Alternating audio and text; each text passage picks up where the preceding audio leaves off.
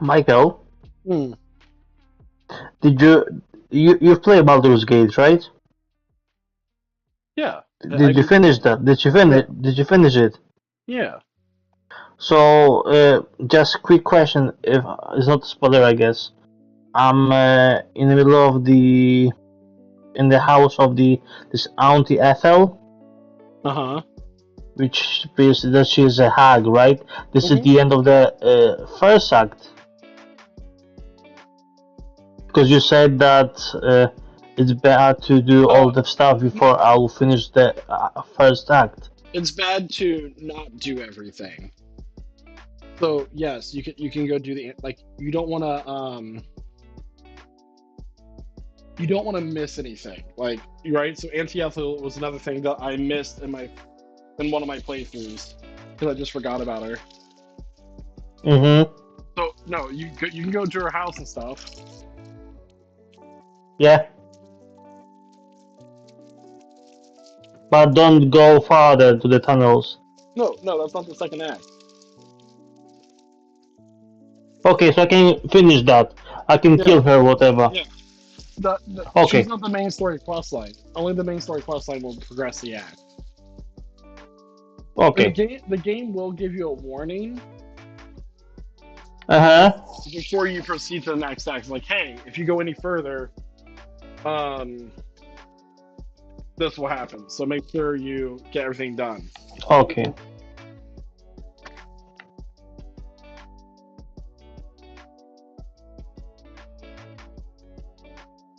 How to bloody fucking there's this toxin clouds, and I don't know how to remove them. Like the fog clouds, like the gas. Yes, like Because there's a candles. Okay, I'm because throwing the candles in them, right? But they are just disappear for a no, second, no. appearing again. There's vents. There's vents you can block with items.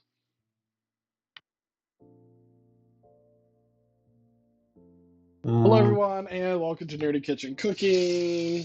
We're starting a little bit early today. That's okay. So let me just on camera wash my hands before anybody murders me. So that's what we're doing.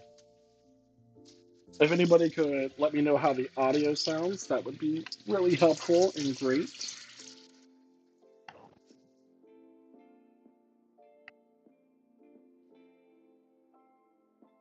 An exciting time today.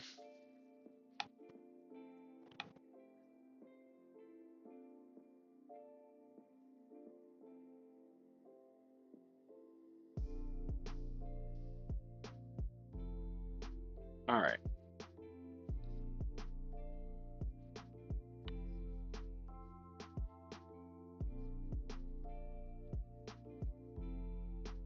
This is a lot today.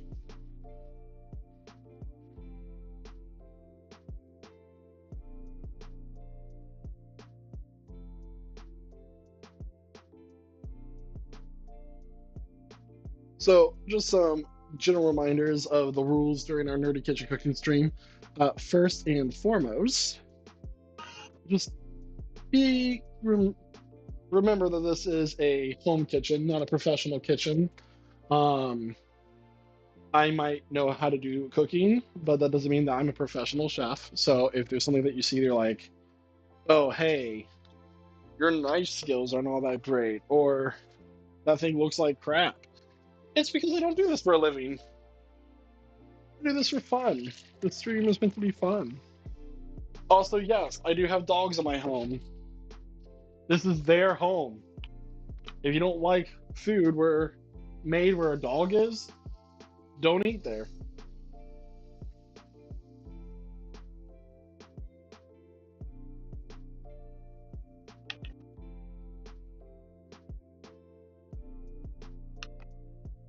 So I had to refill my Brita pitcher because I'm a good person.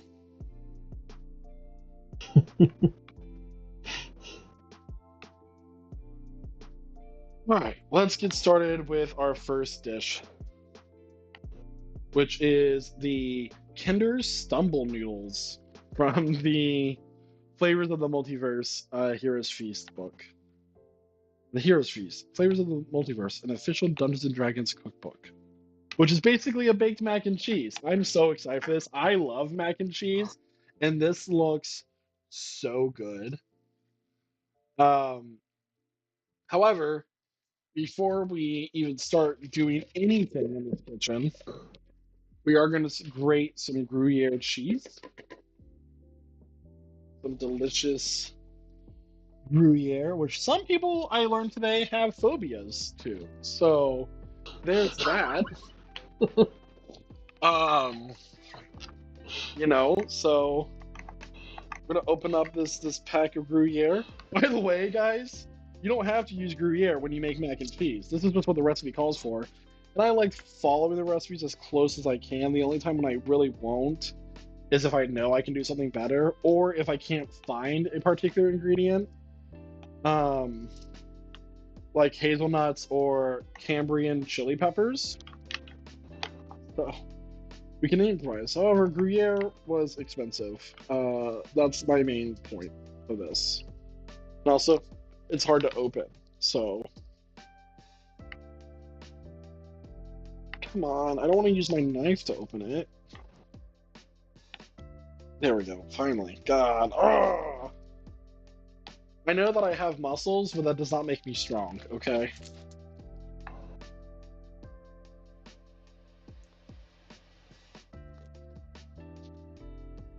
There we go. Mishra, you cannot sample the cheese wrapper. Go lay down.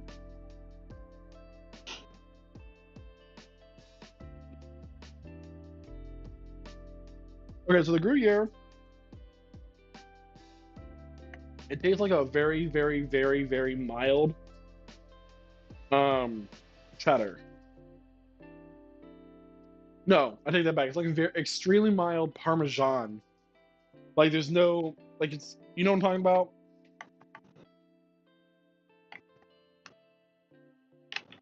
Like Parmesan is a very stinky cheese. It has a lot of like fragrance to it.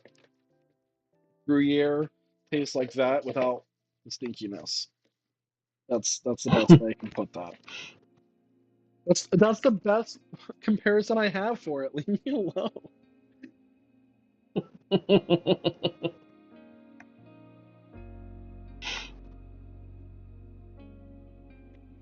You probably want to see what's going on down here, so we're just gonna show you I'm grating some cheese, because this has to be pre-grated prior to me actually.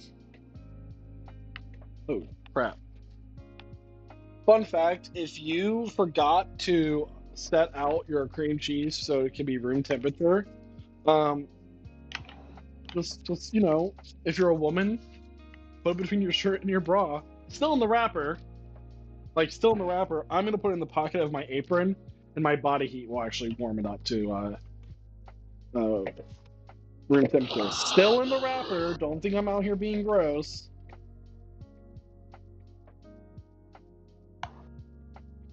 Also in Discord with me is Simon. Simon, you want to say hi? Hello, I am the one who has a bloody cheese phobia. Yes, he has a cheese phobia because he had food poisoning from cheese once. It's normal.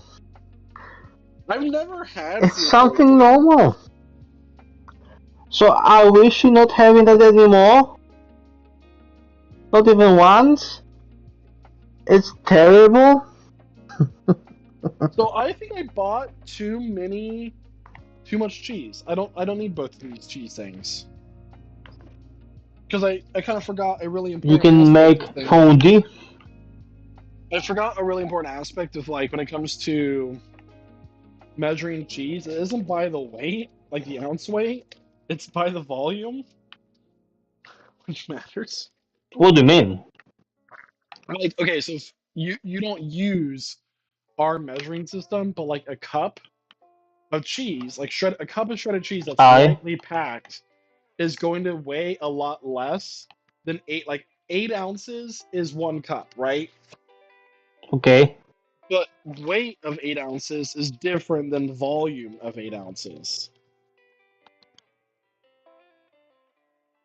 Terrible.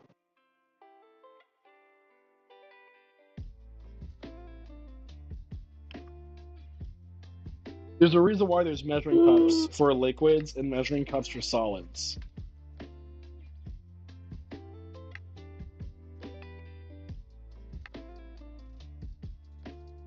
Look at all that cheese. Look at all that, guys. That's a lot.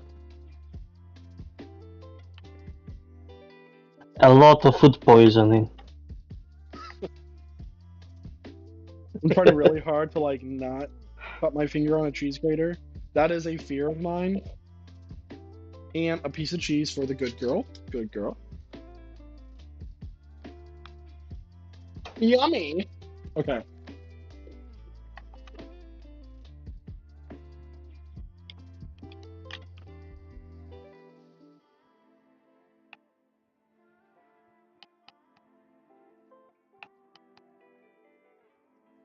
Now we can begin everything else. So we're gonna take our unsalted butter. We need 2 tablespoons of unsalted butter. Get my cutting boards out here. One of my mini cutting boards. By the way, nothing you see in this stream is sponsored. So, you know, don't think that you have to use the same brand as me, because you don't. 2 tablespoons of unsalted butter. We're gonna take it. We're gonna like kind of peel off this paper, almost like it's chapstick, kind of. It gives like a little grip here. And then gonna take our baking dish that we're gonna need later and smear it with the butter, right? Really cool. Like a roll-on chopstick almost. You can avoid getting butter all over your fingers by doing it like this. Aha! Look at me. I'm Martha Stewart. God, I wish I was Martha Stewart. To look that good at that age, man. So there's that. Nice. Thank you so much for the follow, Tony Baloney. I love that name. Okay, sorry. I'm a child. Tony Baloney. Love that. Where am I? I have no place to put. The one thing I don't like about renting is how small my kitchen is. Oh my god. Take off shirt for 10 minutes. Okay, I see what kind of viewer you are already. Let me see if I can do this without like. Nope, that's not gonna work. Now I'm stuck. Ah. Okay. How girls do this with their bras? I mean, since you're here. Okay. Okay, I see how it is. It's fine. It's fine that this is the kind of person you want to be. It's fine.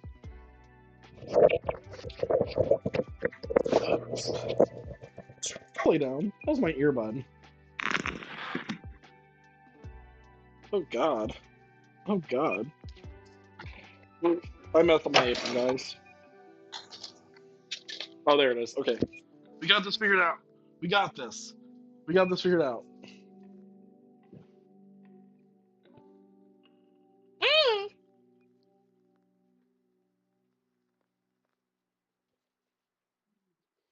I'm trying so hard to not show too much.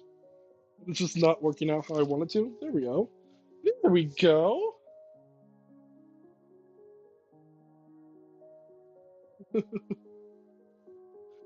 I do what I can, and I do. What's that? I do what I can, and there's like a saying there, but you know, whatever. And we're gonna remove that shirt from the work environment. All right. Hope you're happy. Now, where was I? We need 2 more tablespoons of butter, and we need flour, paprika, and garlic powder with cayenne. So this is our roux.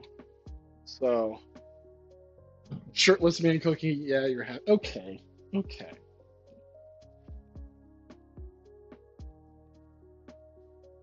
Okay, so right now we're making our first dish, which is from the Flavors of the Multiverse cookbook. It's called the Kinder Stumble Noodles. And this process is called making a roux, which is a flour-based thing, and we're gonna bake it, like kind of cook it with a whisk until it turns into a nice caramel color, almost. When you do anything with flour in a pot, right, you want to make sure you cook it long enough to get the flour taste out.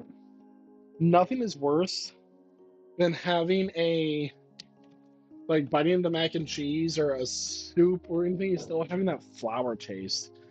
Freaking sucks. I'm gonna move this camera over here so we can have a point of view on the. Hold on. Hold on. How do I want to do this?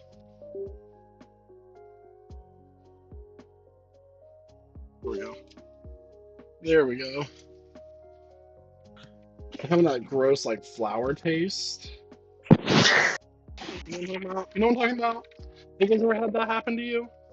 Yeah, it's a mac and cheese. It's a really nice mac and cheese. Is basically what it is. Please excuse the dog. So we got our butter melting in here. We have our water boiling for when our pasta's ready for that. And while that's happening, I need 2 tablespoons of flour. And when it comes to spices, I'll tell you what the recipe calls for, but I measure spices and seasonings with my heart.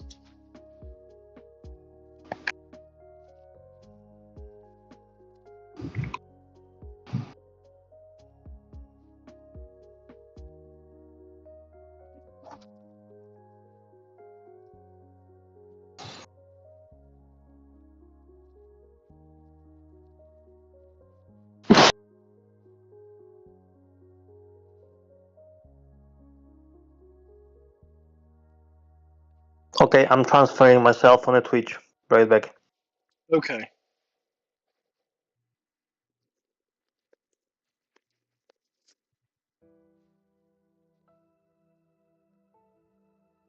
So, Tony Baloney, how's your day? Do you like cooking, by the way? Do you enjoy cooking?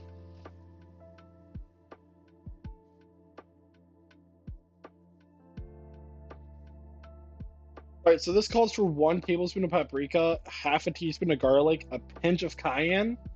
Yeah, we're not gonna do that. So I'm gonna do like around a tablespoon of paprika, like the recipe calls for. But when it comes to the cayenne, I'm gonna add a little bit more, and like you pretend to cook.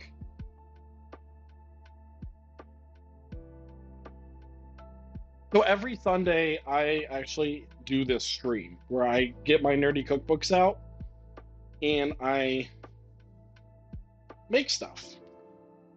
It'd be a lot easier if I just took off the shaker. There we go. Is this cayenne? Okay, I'm gonna do a little bit more than a pinch. We're talking like a teaspoon here. I like spice in my food.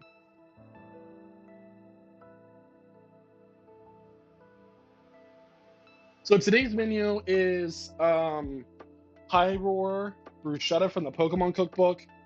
The main course is the Champion's Meatball Bake from the Elder Scrolls cookbook. The side to that is the mac and cheese, which is called the Kinder Stumble Noodles from the not Heroes Feast, the Flavors of the Multiverse cookbook. And then for dessert is a very nice apple parfait from the God of War cookbook. It's all a good time.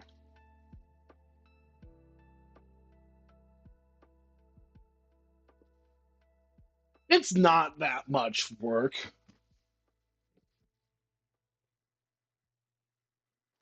All right, I need to read ahead here. So when we remove this from the pot, we're going to need to add salt, pepper, or Dijon mustard and cream cheese.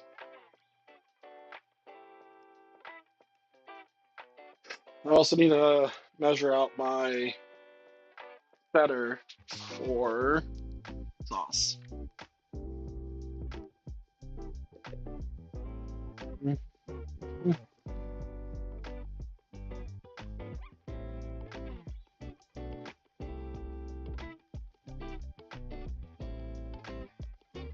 Those are just.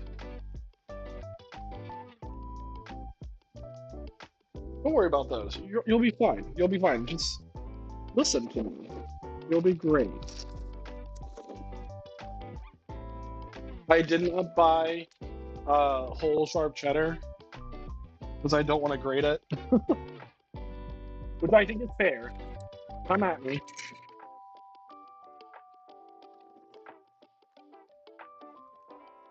Fun fact, this measuring cup is my ex's mom's measuring cup, which she never got back because her son was awful.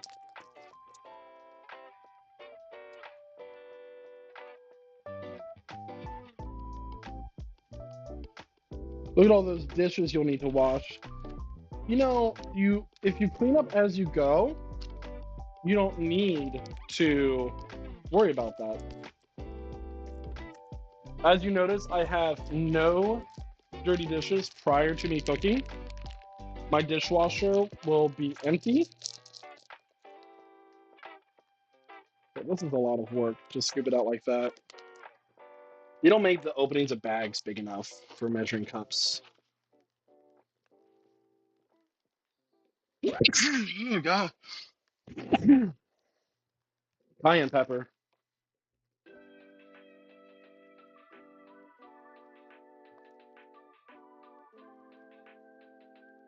Ooh. Look how our butter's doing.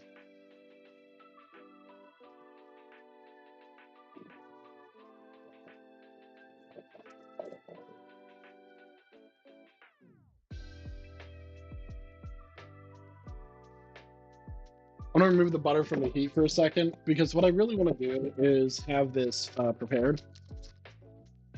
Now I'm sounding like your mom. I might not. I'd rather sound like your dad.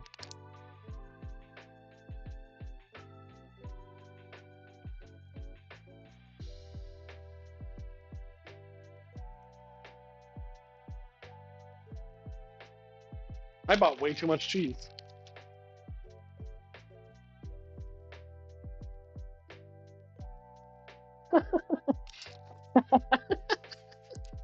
Hey, I thought it was a very funny thing to say.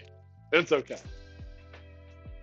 No, I bought too much cheese. Like, there is a such thing as like cheese that there's just so much cheese that won't melt into your thing. And I was like, once again, I made the mistake of the difference between volume and weight. 8 ounces of cheese will not take up, will take way more than 1 cup measured out, right? And you got to remember that. So we have all that cheese here. We also have our Gruyere, which is shredded. Sorry, not shredded, grated. Here. And these are going to be what makes our cheese sauce for the mac and cheese. Okay, so switching back over to can 2, we have our flour and spice mixture, which we're going to dump into this. Make our roux. We need to whisk this constantly and just make sure that the flour does not burn. Oh, that looks so yummy already.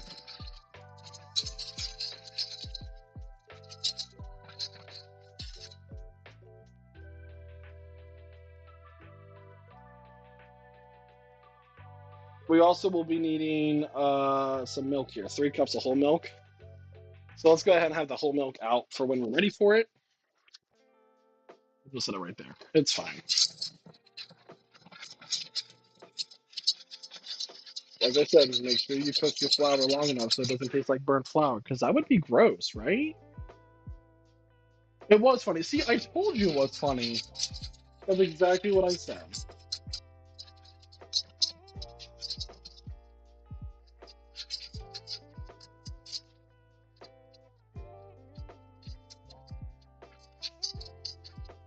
You literally cannot stop whisking it, or it will be gross. Gotta be careful here. So we're gonna do this for about a minute. So like I said, every Sunday at noon, I will be doing my Nerdy Kitchen cooking stream. I have cookbooks from Avatar: The Last Airbender, God of War, Game of Thrones, Harry Potter, Tolkien, Lovecraft, all of those. So, this is a fun time. Alright. See how it's been like a much darker reddish orange? Fun fact, if you ever make a gumbo and you're getting your roux set up for the gumbo, make sure that you let that get a very dark caramel color. Trust the process. It might look weird, but it's exactly what you want. Yeah?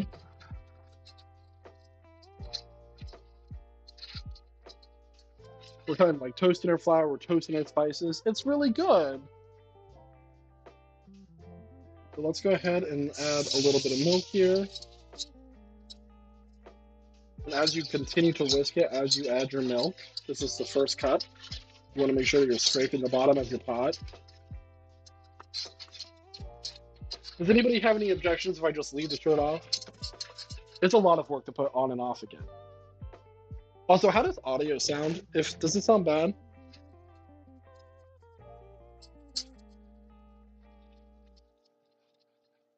I do not recommend cooking shirtless, by the way. It's very unsafe, especially if some of this boiling water were to splash on me. If anything requires you to have like boiling water for pasta or anything, always start that first. Water can take so long to boil. I'll rinse out that milk in a little bit. Do I think it will hurt anything though? Probably not. It's milk, not chicken.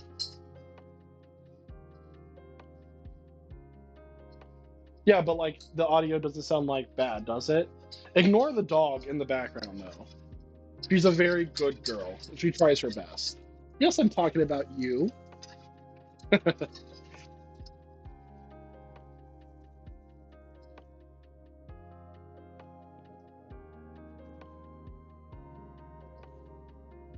Alright, and then we're going to add in the last bit of our milk here, the last cup. And now we want to cook this until it thickens up to the consistency of like what half and half milk would be. That's the flour is a thickening agent for our sauce, right?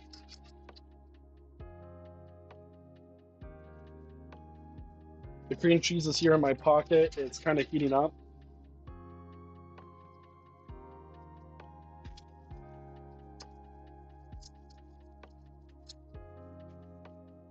Just let that sit for a second.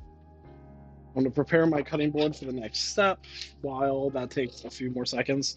And fun fact about having a dog.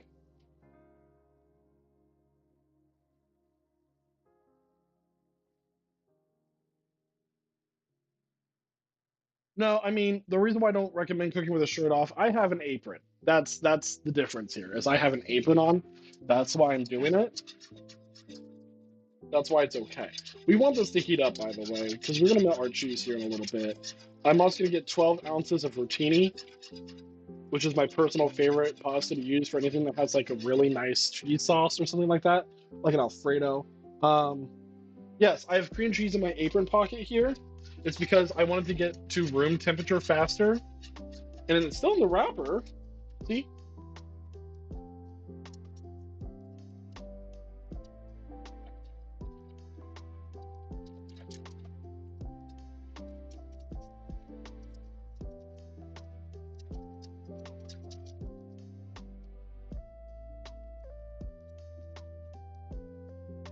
You can also use that trick for butter. It's really easy.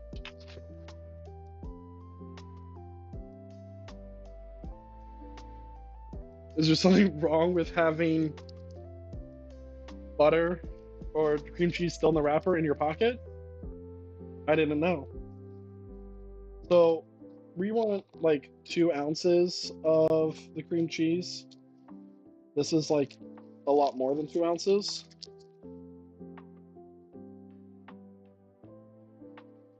I'm going to kind of squeeze it out like a tube. I'm going to say that's about 2 ounces. Come on.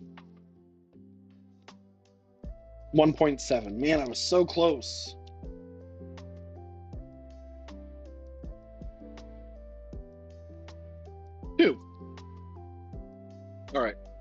cream cheese right there. Let's go back to our second cam. Whisk this back in.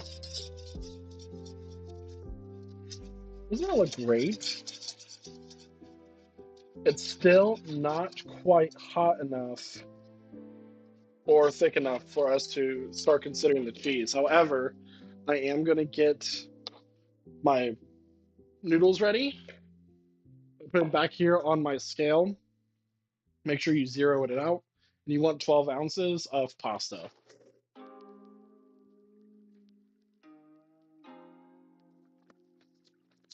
Simon, where are you? Don't tell me that the cheese made you run away.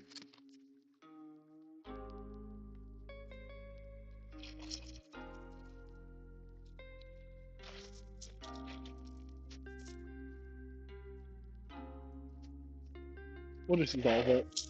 Screw it.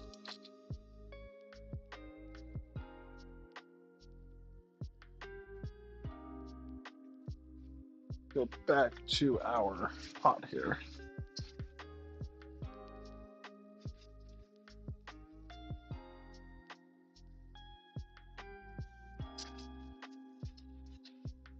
We're gonna dump our noodles in.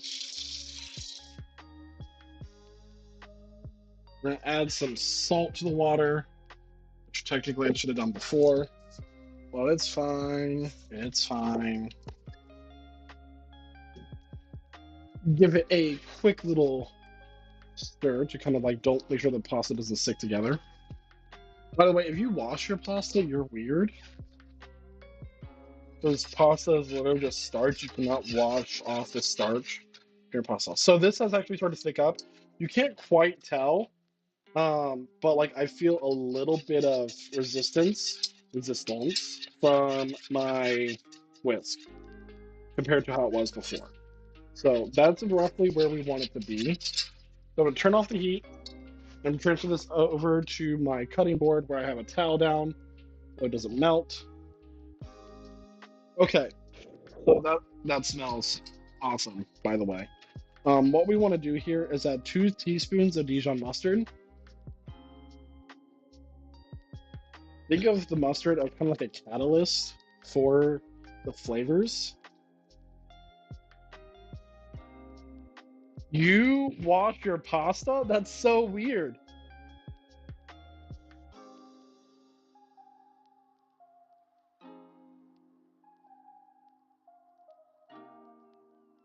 You want 2 teaspoons of Dijon. Do a little bit rounded. People are like, "Ill, you put mustard in your mac and cheese?" Yes, you can't even taste it.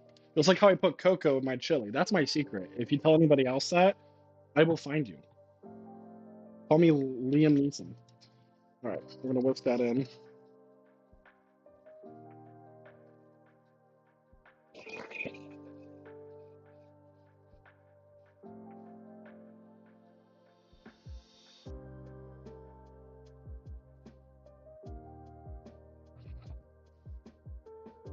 We're gonna add some salt and pepper. It says 1 teaspoon of each, but you know, we measure with our hearts here.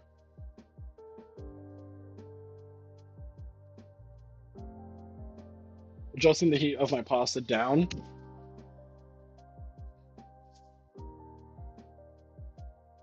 And then our cream cheese here can be added in.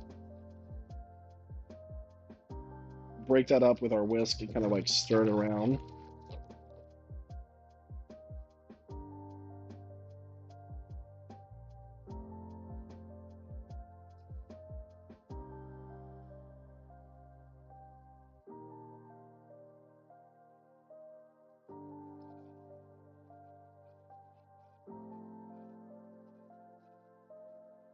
Telling everyone, dirty pasta, there's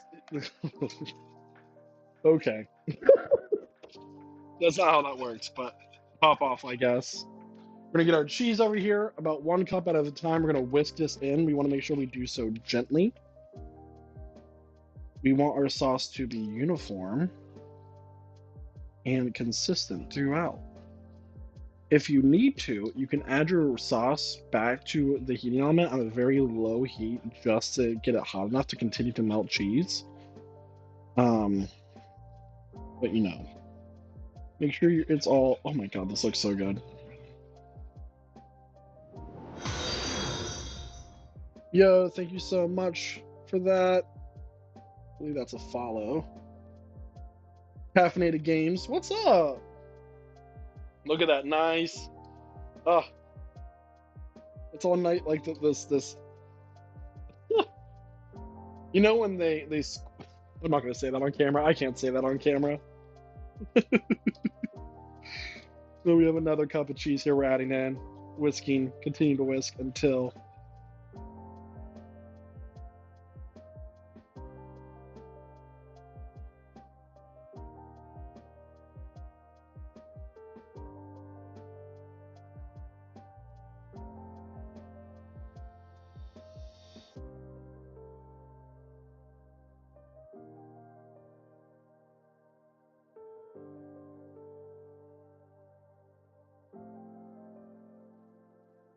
I'm cooking cheese. I mean, yes, technically that is what that. Yeah, but look at this. Can you? Oh, can you see that? Can you see that cheese sauce I'm making?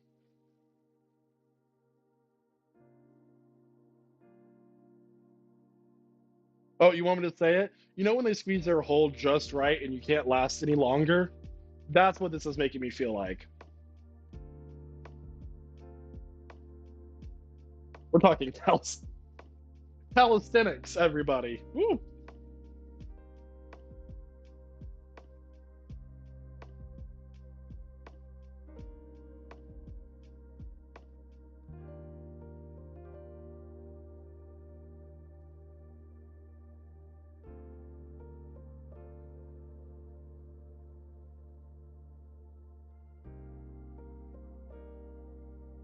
We're gonna go ahead and preheat our oven now to 375.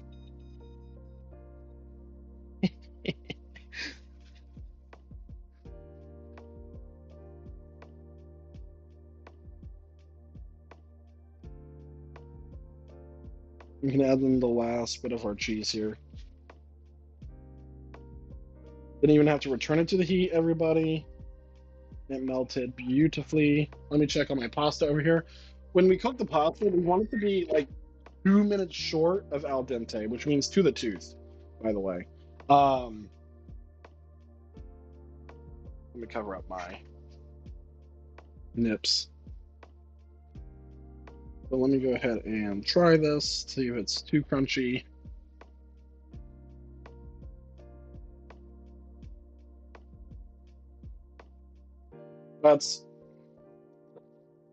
That's perfect. We're gonna go ahead and drain that.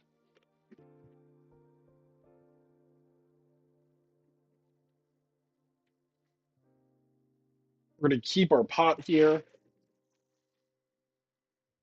We're just gonna add it over here to this element. Turn off this element.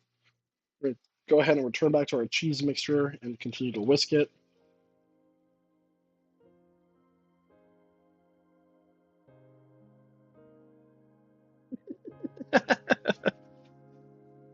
I don't give that information away, by the way. Don't worry, Tony, your secret's safe with me.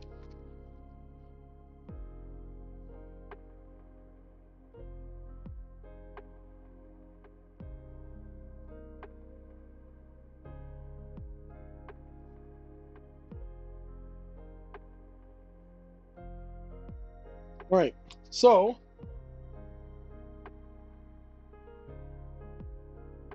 we're gonna add 1 tablespoon of nope.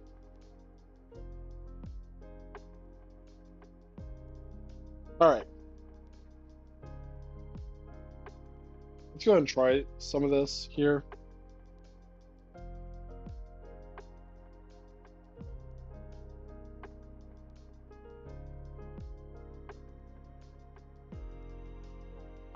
Hmm. Hmm. Maybe get a better taste of that. I do think it needs immediately off the bat. I think it needs more salt and pepper.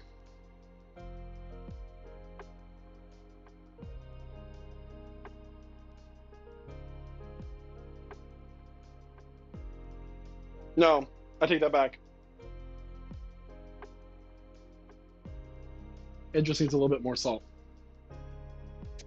But that's really freaking good, y'all.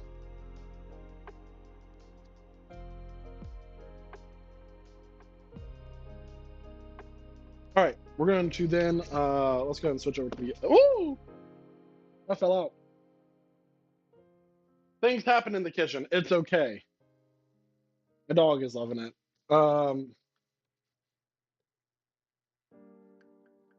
ahead and put that in there. Look at that wonderful cheese sauce that we made together, everyone. By the way, if you don't like cooking, I am currently sponsored by a meal prep service called Factor 75. If you've never used it before, you can get 50% off your first order using my link. Just a little sponsorship throw out there because we got to do what we got to do. All right. So there is our cheese sauce. We're going to increase the temperature just a little bit. I'm going to add in my drained pasta here.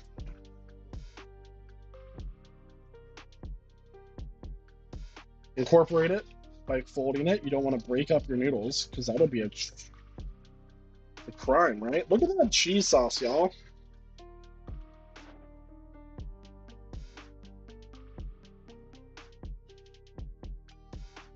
Oh, you also have to be in the United States in order to count as a new user for me. So if you're not in the United States, Factor 75 sponsorship won't work. I forgot to mention that. You would drink all that cheese sauce? Same? And by the way, caffeinated, straight people are welcome in my stream too. I should probably put my shirt back on here in a second anyway, but somebody will just redeem it to take it back off again. So, you know. Now we're going to take our 1.5 cup of Gruyere that I shredded at the beginning of the stream, and we're going to add it in and fold it up. Just remember, if you shred your own cheese, like I did, it will clump up very easily.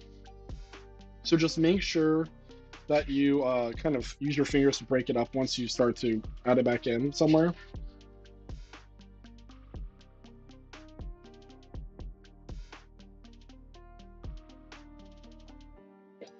The recipe calls for sharp cheddar or Gruyere, but you can use whatever cheeses you want. When I make my own mac and cheese, I like putting a little bit of some Monterey Jack in there, some pepper jack to give it a little spice. But now that I put cayenne pepper in with this, I think I might just start doing cayenne pepper instead of pepper jack cheese in the sauce itself.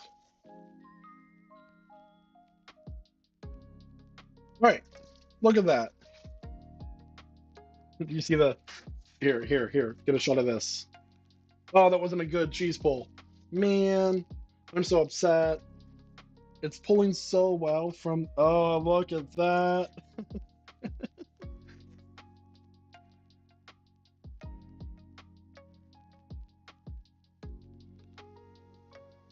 I think all of you are cuties, by the way.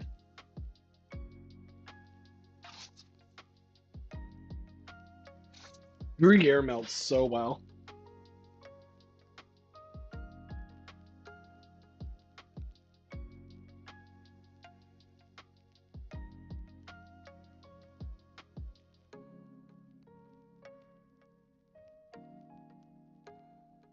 All right, so back to our cam 1. We are going to take a cheese here, our nice, wonderful pasta, dump it into here. I'm supposed to be on a diet.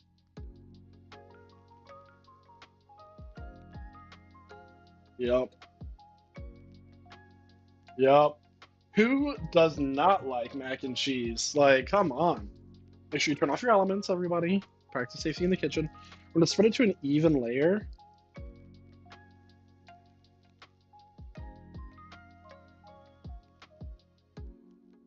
Look at that.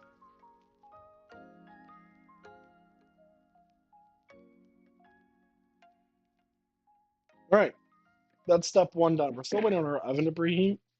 I'm going to take this opportunity to put some stuff away. The next step is in a microwave safe bowl, which I have a little ramekin here. My cabinet. We want 2 more tablespoons of butter. We can just measure here. 1, 2.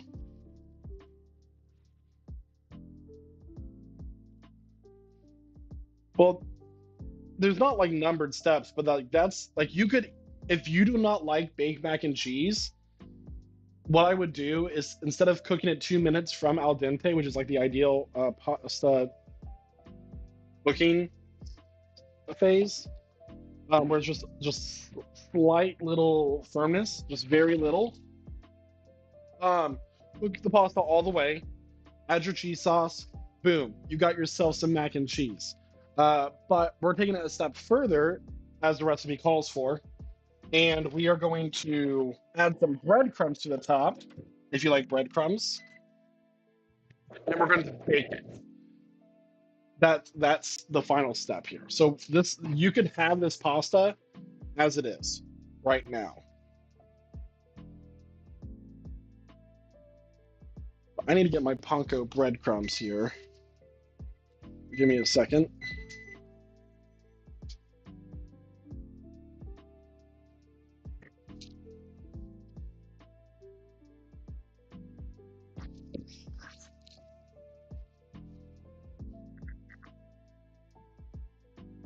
Our oven just beeped, so it's ready.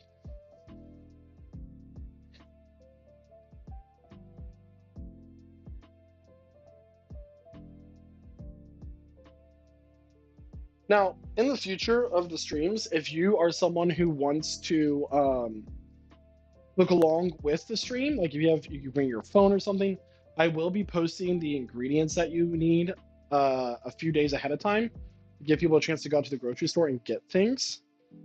And if you want to like cook with me, you can do that. I do have a Discord server. If you use the command !Discord, it gives you the link. It does give you the link. And I was doing that during my prep. So when I start getting out I start my day at like 9 a.m. on Sundays for this.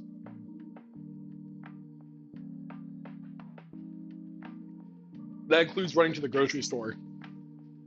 Don't think you have to get up that early to do this with me. But I am, after I get back from the grocery store, I am in fact, sorry, still digesting my water. I just swallowed. I am in the Discord setting things up and talking to people. So if you have any questions about the recipes, that sort of thing, ahead of time, you can always come join in chat at the same time.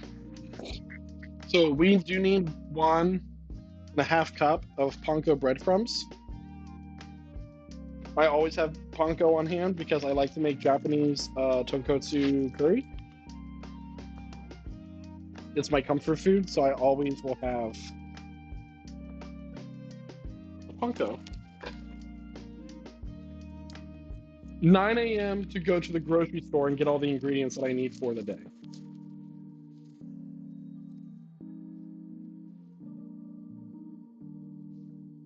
I also, of course, running to a coffee shop and get myself some coffee. Sometimes it's a 20-minute drive to the coffee shop I like to go to. If I'm feeling lazy, I'll cave and go to Starbucks. No, I really don't prefer Starbucks. It's overly priced, if you ask me.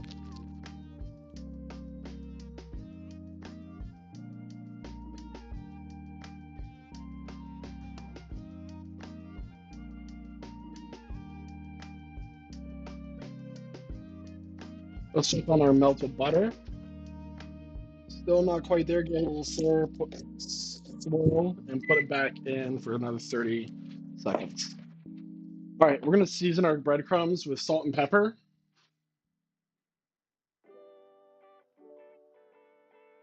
Not too much, because we don't want it to overpower the pasta. This is an accompaniment.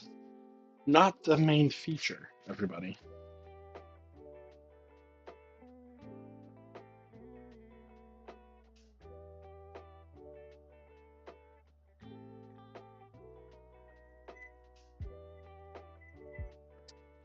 Woo, that's hot.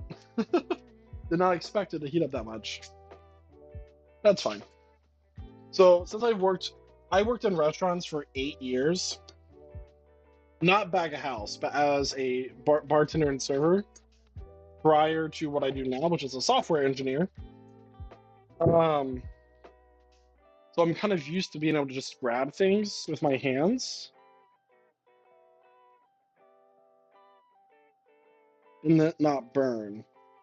But I've seemed to have my baby hands back. Can you not? Thank you. You were productive this morning. What did you do? A little bit of the butter wrapper was still in there. Which happens. It's very hard to like see the difference between like the butter wrapper and the butter sometimes. It's one of the things that doesn't hurt anything. But right now I'm tossing the breadcrumbs to mix up the seasonings and the butter to get them all nice and coated with it. Oh, you played Dead by Daylight? Same! I love Dead by Daylight. I play it all the time. I actually have a really and we posted a TikTok yesterday of a Billy chasing me for 4 gens. I didn't take a single hit the whole time, so go watch it on my TikTok at Salcos Live. So now we're gonna sprinkle our breadcrumbs on top of our mac and cheese here. Okay, so people are pretty divided on this. Who likes breadcrumbs on their mac and cheese and who does not?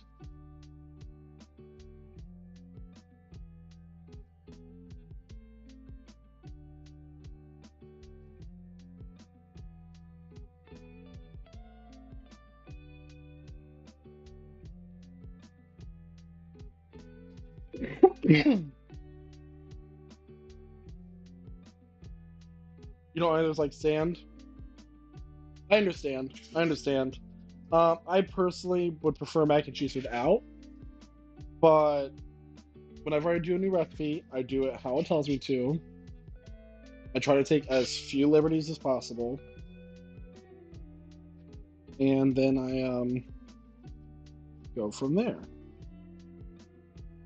But it is Dungeons and Dragons night where I go in person and play the game compared to the streamed one. That's on Wednesdays.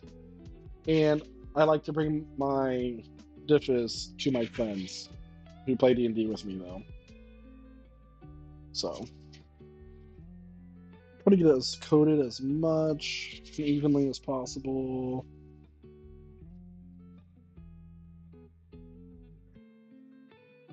I'm also in Discord voice if anybody wants to come chat with me live. You will be heard on stream, though, so if that makes you nervous, don't do it. Yeah, thank you so much for the follow. Appreciate you. Welcome in, Grillmaster 3958. Makes me a little nervous. Someone named, oh, you're one of the Dungeons and Dragons candidates, right? If I remember correctly. So we're gonna pop this baby in the oven.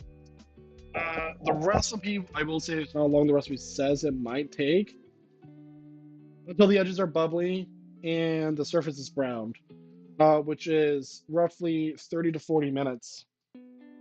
Misra, you have cheese sauce all over your face, girl. What happened? Let's go get it washed out to wipe you out. Here, come here. Come here. Get that cheese sauce off you. That's when I drop the whisk.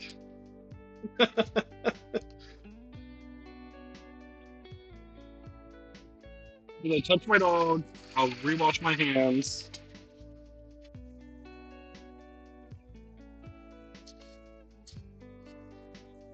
Well, welcome in, Grillmaster. Happy to have you. You won't judge my cooking too hard? Hey, when I was the manager for a tavern, I ran that kitchen when I had to go on the line.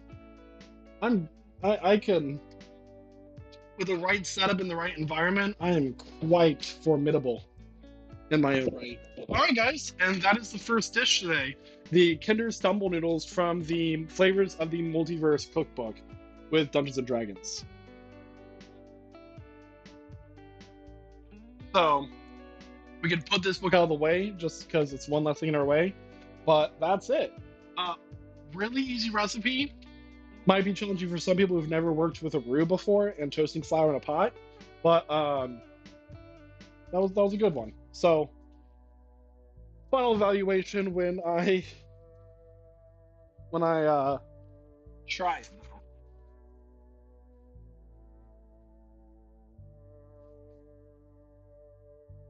Well, I gotta let my dogs out real fast. Stand off. Go potty.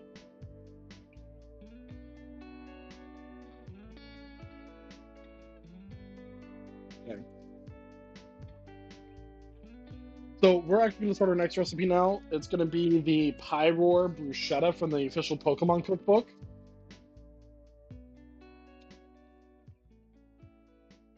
Come on.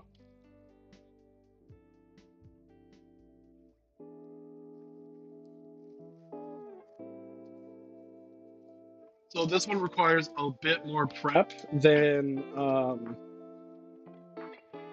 the other ones, but you know, it's fine. So we're gonna use a fresh knife. Get our cutting board ready. This cutting board has like a grip on the corners of it, so you don't quite need to worry about it moving around or much when you are using it. So that's pretty cool. Okay.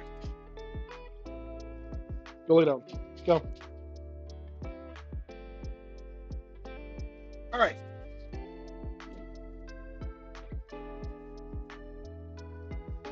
Bruschetta, everybody. We need our 2 yellow peppers. We're gonna halve them and seed them.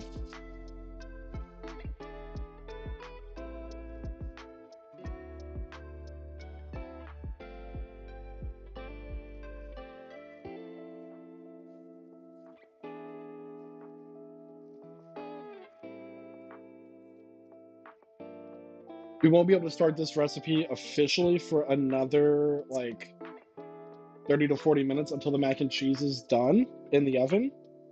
But we are able to do some prep in the meantime. So just bear with me. This is mostly this believe it or not, like, yes, I am cooking on this stream, but the main thing here is not the cooking.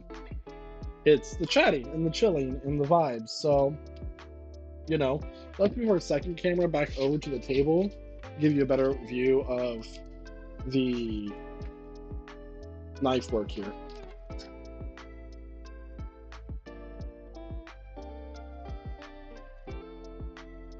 Do y'all see that? Does that work for you? So we're gonna keep our Gandalf. That is the trash. Do not lick it. Go. Yes, I do have 2 dogs. The Merle here is Gandalf. The Tri is Mistra, which I'm sure you guys all know who Gandalf is from, but who knows what Mistra is from? Anybody?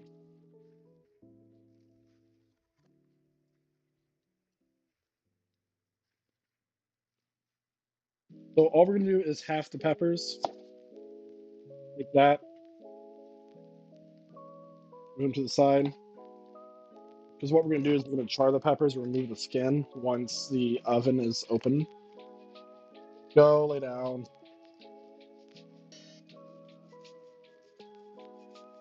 Tony Baloney and Caffeinated Games got real quiet suddenly. What's going on with that?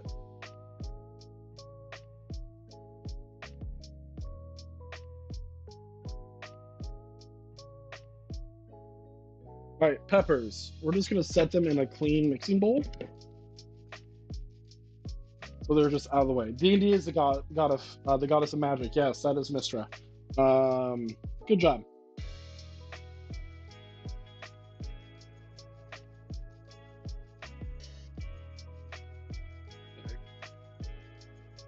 We're gonna need 5 garlic cloves, and we're gonna have to mince them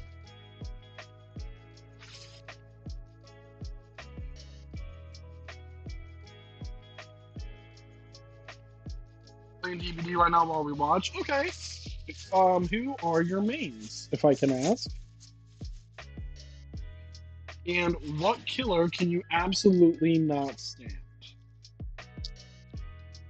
I personally think that this Pokemon cookbook does call for way too much garlic sometimes. I mean, and I know that's often sacrilege to say. Okay, I understand that. But when a tomato soup recipe that serves four um, calls for 15 cloves of garlic, I think that's a bit much. You know, you can't stand Legion, neither can I. Oh my god, Legion's just the absolute worst. Even though I do cosplay as Legion.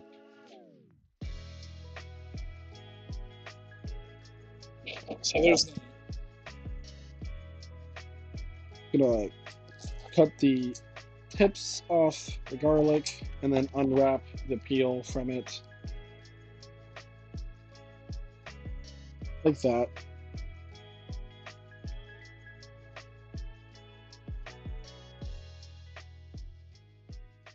This one's already peeled coming out of the thing, so let's cut off the next one. Peel it off. Gaby's your main survivor? Okay, okay, okay.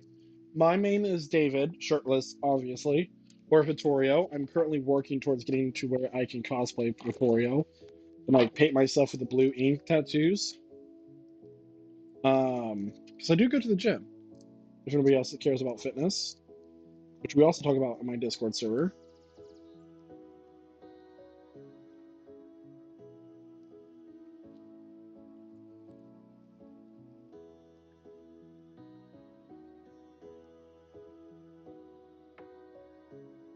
Okay. We have some pretty big cloves here as well.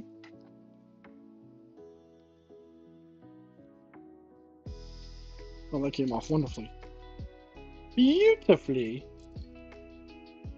Did anybody else miss Queen Elizabeth? I miss Queen Elizabeth. Simon, where are you? You're tempted to close the game anytime you face a clown? Oh my god.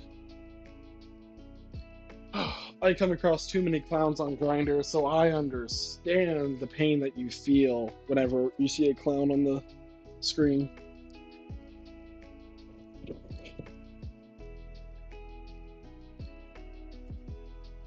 Alright.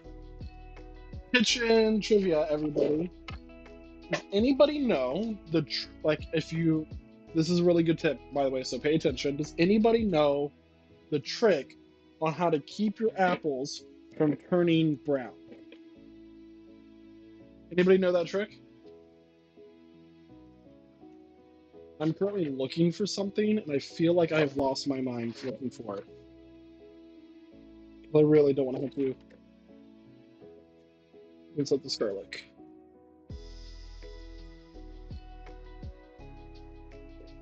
Someone's being the smartass, I think. Buy candied apples instead. No. No. This is actually a really good tip. Nobody knows this?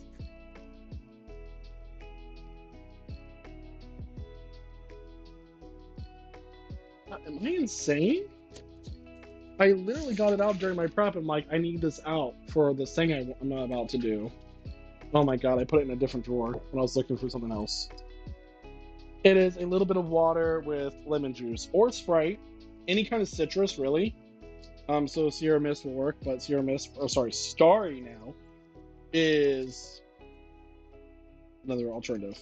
You just toss them in that. McDonald's has genetically engineered their apples to not go brown.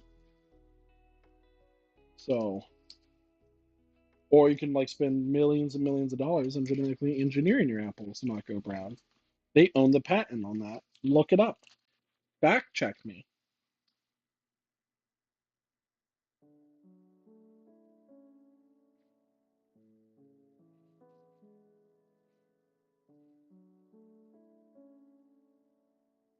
I play Dead by Daylight on Tuesdays and Thursdays. And sometimes other days. It just depends on like if people get online to play other games with me on the other days I stream. Tomorrow is Pokemon Scarlet and Violet. Um, so there we go. We have 5 crushed cloves of garlic. I prefer crushing rather than mincing because it's easier. All right, and then we're going to need to take 11.5 ounces of tomatoes and chop them up. Easy. So let's dump out our breadcrumbs here. Rinse out the bowl.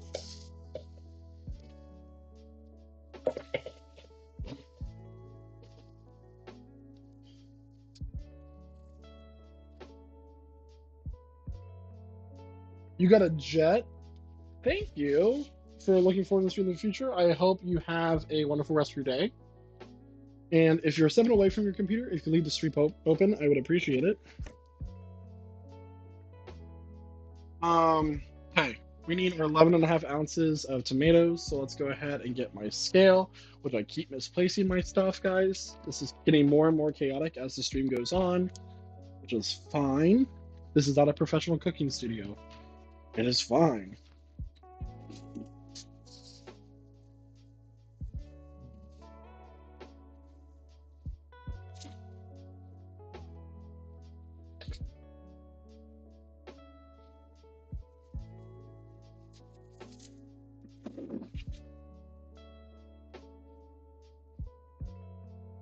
So we need 11.5 ounces. I'm going to bounce it up to a little bit more than that. Simply because of how I cut tomatoes. So I'm going to go with 14 ounces. Also, I think, does anybody else think that 11.5 ounces is a little bit too specific? Or am I crazy?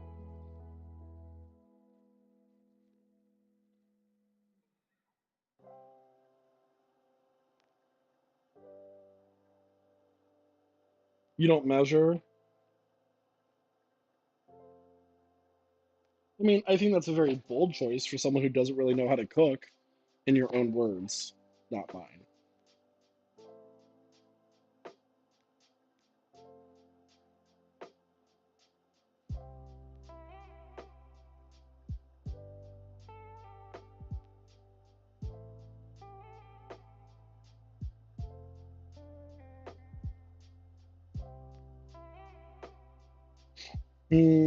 These tomatoes are a bit too soft for how I want to cut them, so I'm gonna have to do this a different way.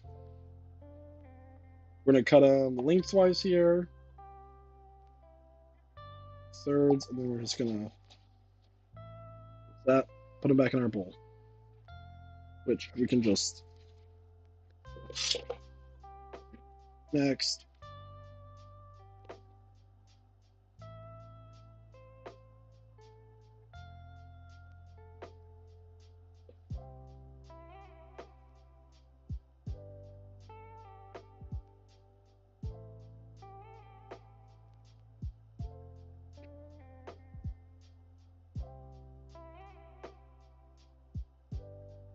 I mean, it's not a joke if it's true, is it?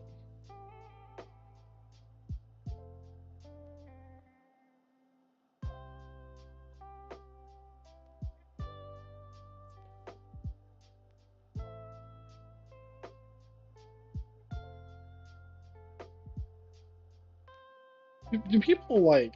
I don't understand how people can not like cooking. Like, someone told me that cooking makes them too nervous.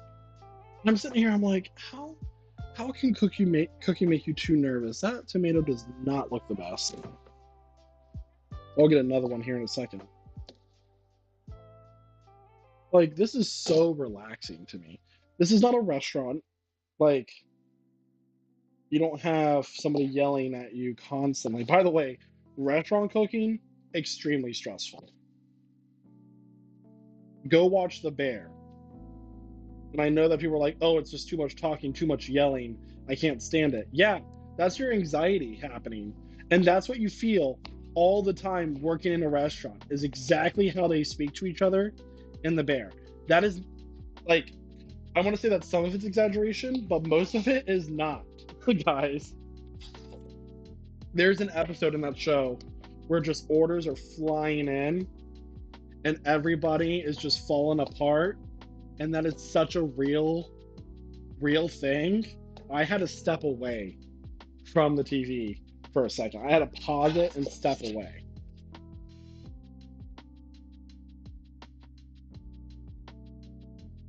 Anybody else who ever worked at a restaurant? Anybody else know that feeling? Flex, redeemed by Gee. Hi, Gee. Welcome in. Also, look at that. Look at that lighting. Hi.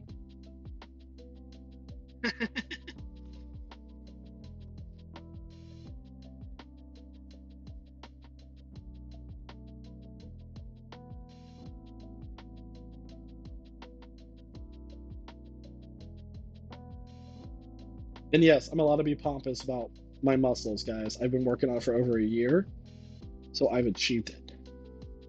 I've earned that right.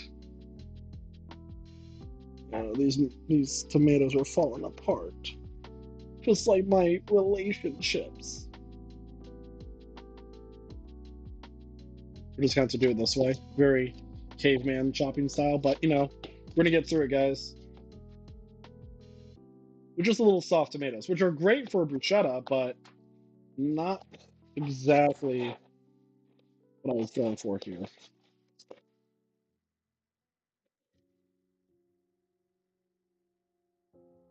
You're stressed out. Okay, so you are front of the house, Timmy?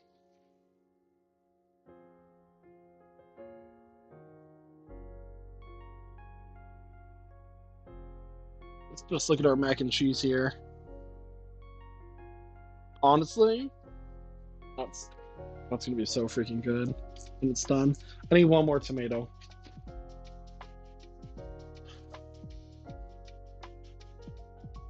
Whoa. I just dropped a tomato. I did not know the bag was open like that. You've done front and back of the house? You know, you're not allowed to call it back of the house anymore. Did you know that they are trying to, like, corporations are changing the name of the front of the house to heart of the house because back of the house has a negative connotation, they say? Like, no. Trust me. Trust me. It should be called back of the house the way that some of those cooks act. Mm-mm.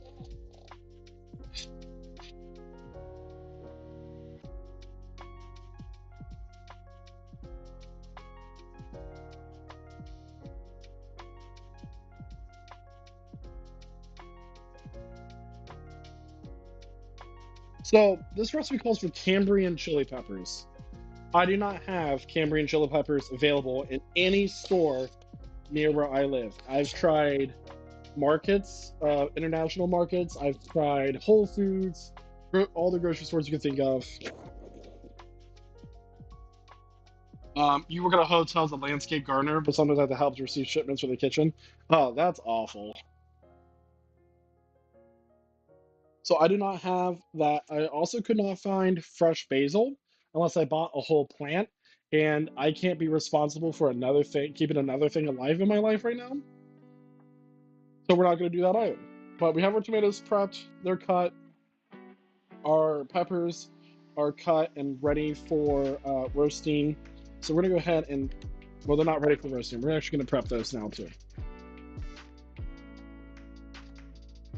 The smallest baking sheet that I own. We're going to put them here on our baking sheet. Let me get an idea of what I need to do here. A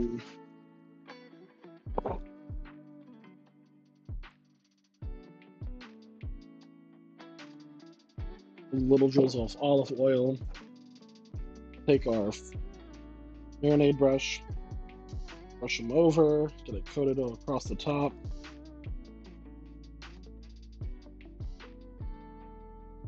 Like at Christmas, so every year, we started a tradition where I'm Michael, makes the Christmas dinner, right?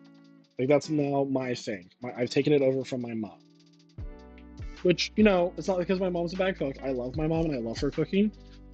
She just deserves, after, you know, over 30 years of service to cooking Christmas dinner, she deserves to take a little step back, right? And the overall point of this is that at Christmas we were talking about, oh, what should we have next year? Because I made restaurant style fajitas this year. A little bit of salt on the peppers to draw out moisture, by the way, because we're going to be taking the skins off of these, and the salt does a really nice job of doing that. And you want the skin side up. Just making sure I was with that. What a mess on the table. It's really not that messy, I promise. These are all pots and pans that I have yet to use, that I'm going to use. But because my kitchen's so small, like, from what you see is literally all the counter space that I have. You see this? Anyway, back to what I was saying. So we're talking about what we're gonna do next year for Christmas dinner, and someone like made the joke of prime rib, because some families have prime rib for Christmas, and we were all like, my mom was like, I don't know how to make prime rib. I'm like, I do, and my sister asked me, goes, why haven't you gone to, like, why didn't you do culinary school for your career choice? Because you love cooking. You like have all these cooking gadgets. All of your Christmas gifts were literally cooking. Like these mixing bowls, my hand mixer, all of that were fucking monster. You're being rude. We're all kitchen, like all my Christmas gifts were kitchen related. I said because cooking in a restaurant is so stressful. It is not the life that I recommend to anyone. It's awful.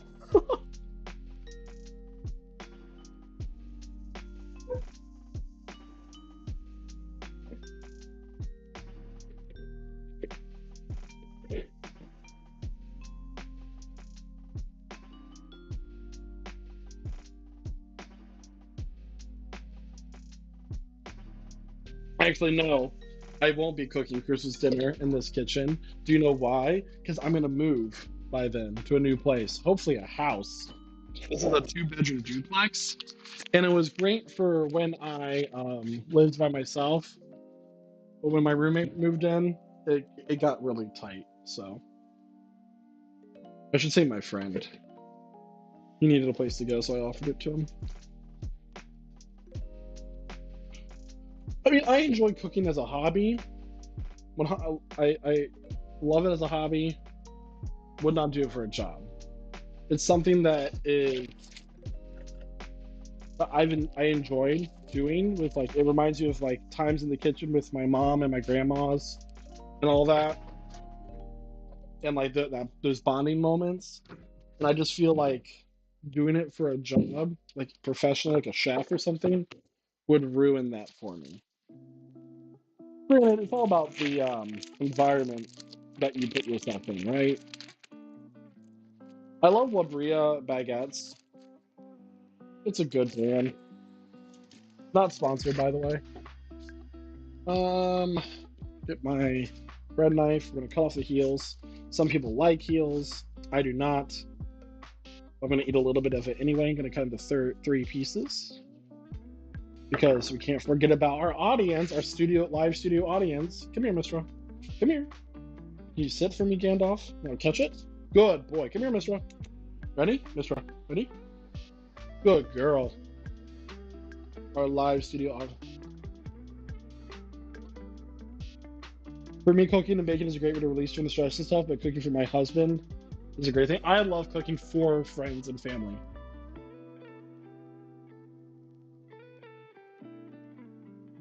For this baguette, it says medium slices. Define medium slices. Like that? We'll see that.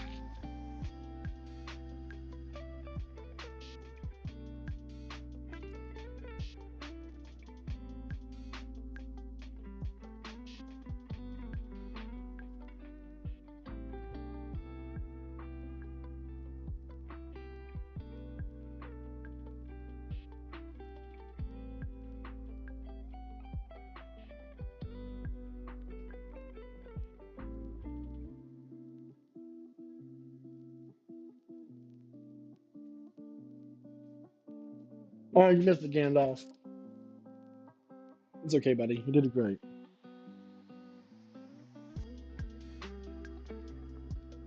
I'm also extremely bossy in the kitchen. Like people are like, oh, you like cooking? You would be really cute if we like cook together. I'm like, no, absolutely not. Because you will always be right in front of the drawer that I need. You'll always be in the way. Yeah,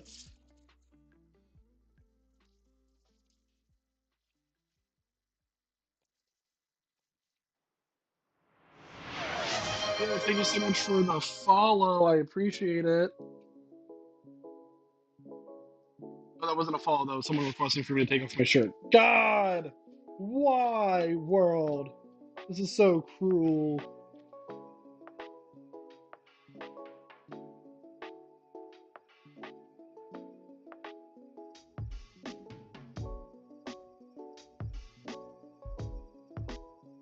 I don't hate you. How could I hate you? I said don't thank me. Oh.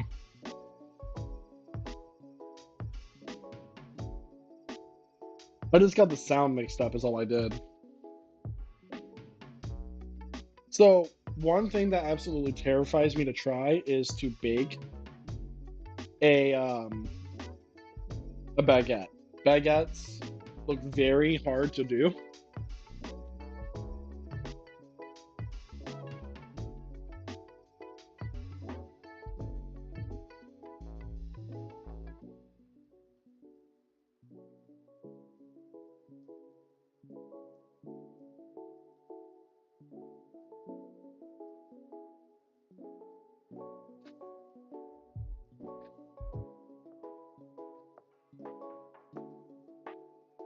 Croissants. Can I interest you in a croissant?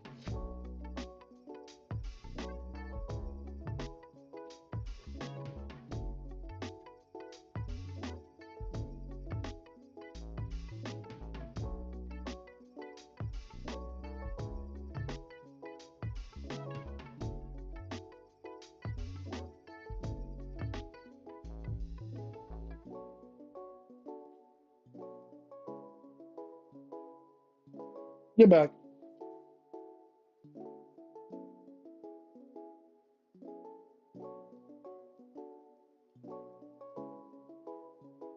Honestly,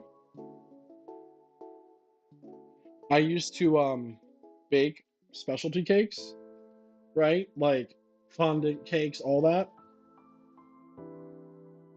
And I stopped doing it because of how much effort it took.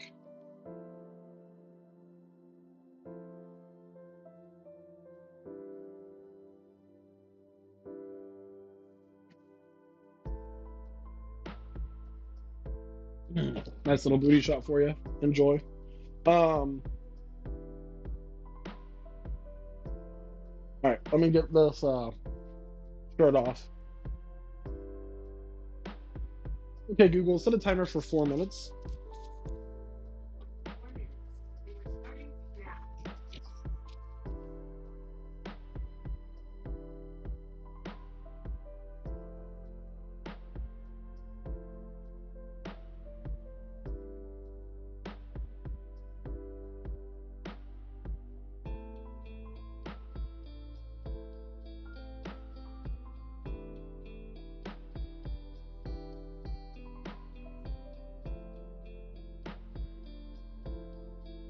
Anyway, how are we all doing?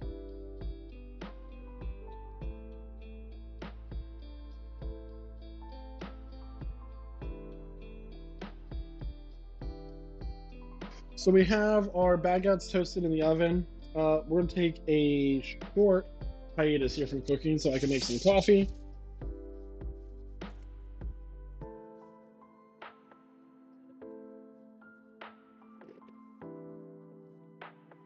Which is, and my dishwasher is clean, so I'm gonna unload that and just we're gonna do a little bit of cleanup, right? Mister, get away from the table. What are you doing? Does anybody have any big plans today? Thanks for the naked chef. Really? In front of my salad?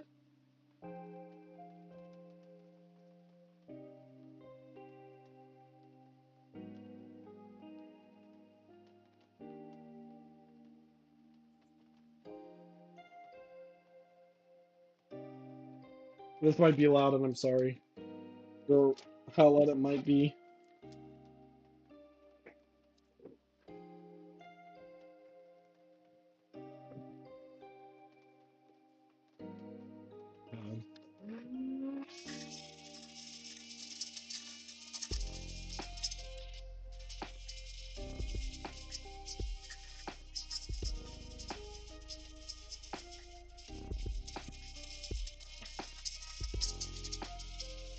Tony Baloney, are you still playing Dead by Daylight? Or are you just did you leave when your friend left?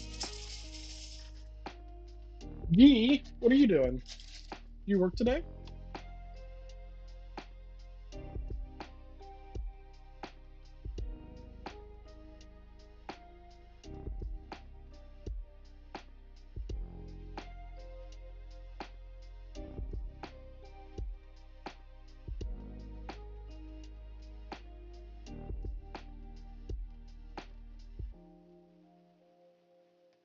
The one thing I don't like about doing fresh grounds is that they get all over the counter. You're just resting? Alright, alright, alright. I see you, I see you.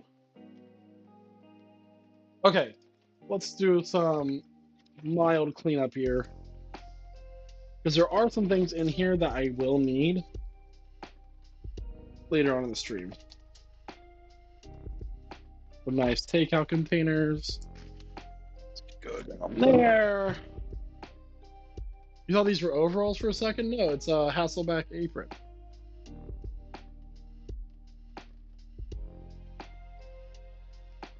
These bowls we will need for our dessert that we will be making today.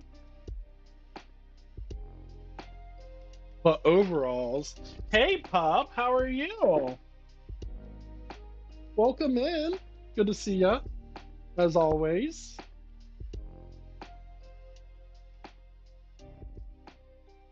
Stop.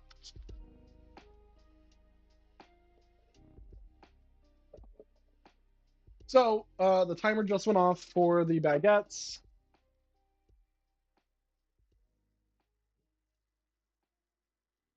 But I am missing something. It's fine. We don't need to worry about it that much.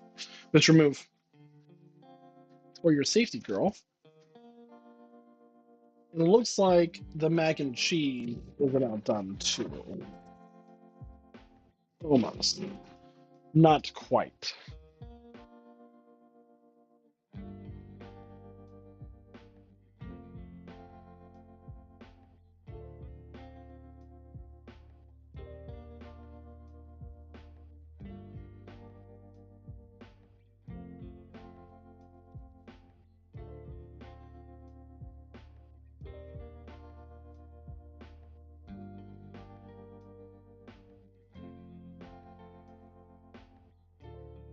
Imagine the mac and cheese will be done about the same time. The bread will be done, so there's that. Now get back, Mistra. I see you.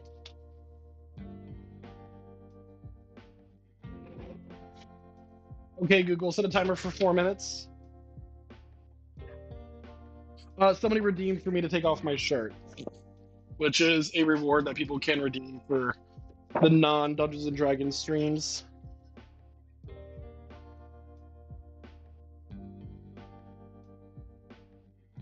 People enjoy it, so. Oh, look, my coffee's ready. Bingle bongle flim flam, Ricky Tucky Choota. Bingle bongle wingle dungle.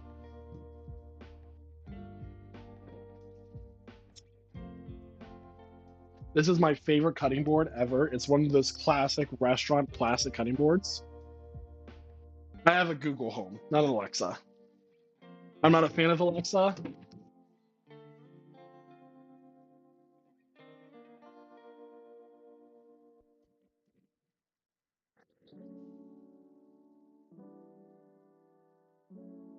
You can set several timers on a Google Home.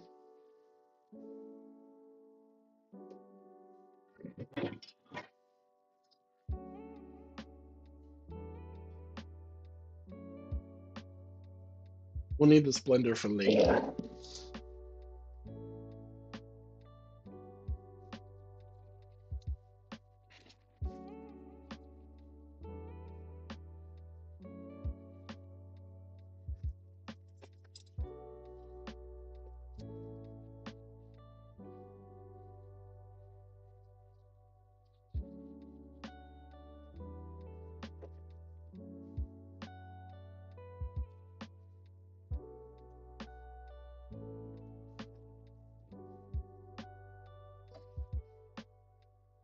This is what I mean by clean as you go. Since I have something in the oven, I don't quite need to start doing anything else at this moment in time. So I'm just going to do a little bit of mild pickup as I go.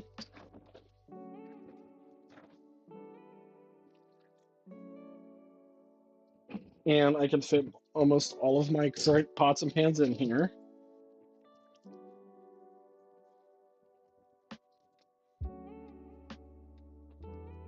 No, I'm not going to use all the glasses today, so I can put that pot up there. You can put this colander right here, or not. There we go. There we go. All right.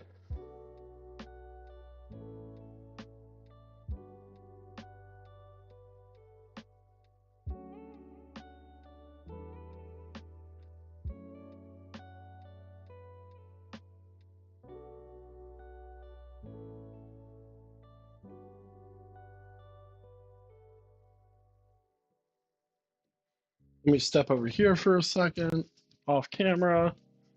Still here though.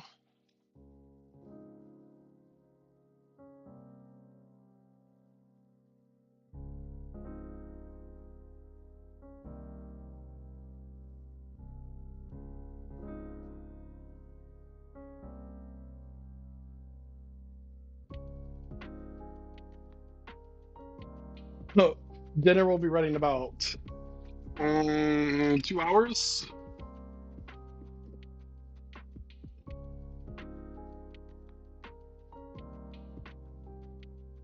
The really cool thing about the mac and cheese is that you can just pop it back in the oven when you're ready to heat it up. 450 for that, 450 for that. So stop. Awesome. So I actually can do two things at once here.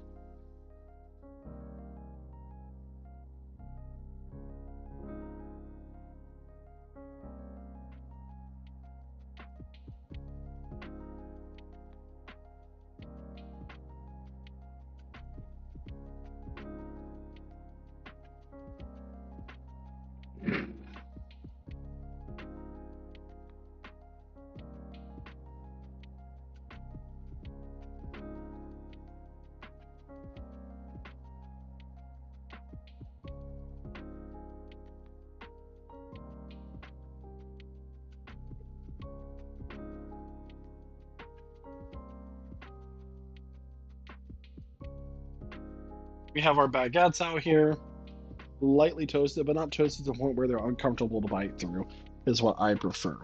I am going to get a plate out to set those aside. Our mac and cheese is about done too, so we're just going to go ahead and take that out. We're then going to bump our oven up to 450.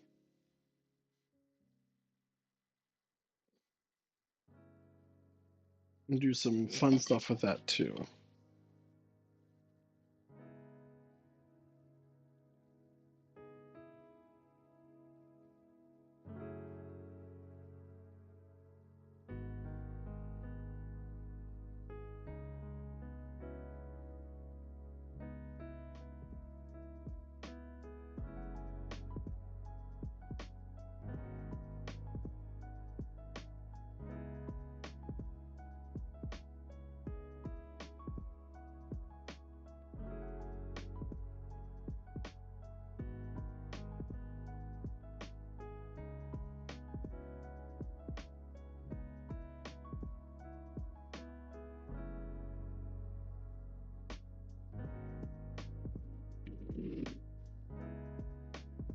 Get to show your recipe for mac and cheese. You'll bring wine? What kind of wine, though? What kind of wine would you bring? All right, guys, ready for the big reveal for the first dish? First dish is done. There it is. Oh my god. That looks so good.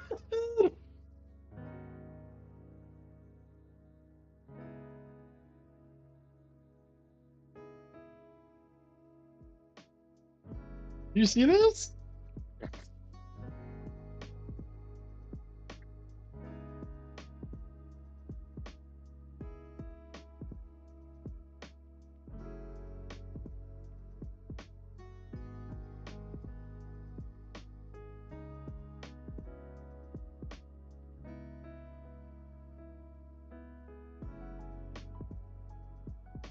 So I'm just catching up on I have not looked at my phone this whole time, guys.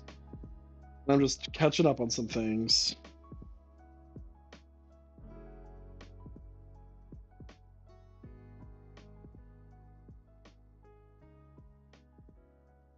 All right. Oh, that is so freaking good looking. I'm so excited for that. Before I let this get cold, does anybody ever make coffee or tea and then they forget that they made coffee or tea while they let it cool for a little bit, and then it's completely cold by the time they actually get to it? Because same.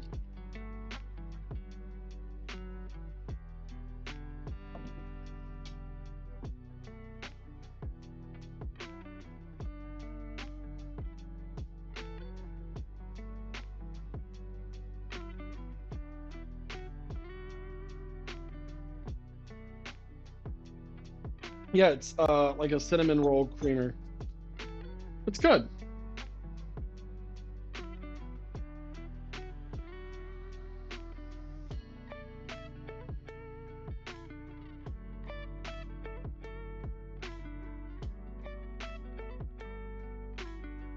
All right, so that's going to be heating up to 450. We do need to get another baking sheet out here.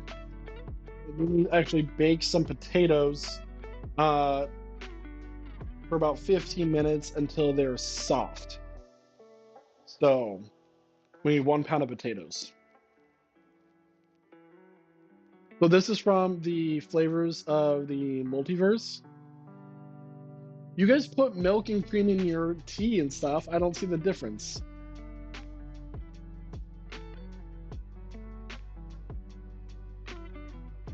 Don't make me go there.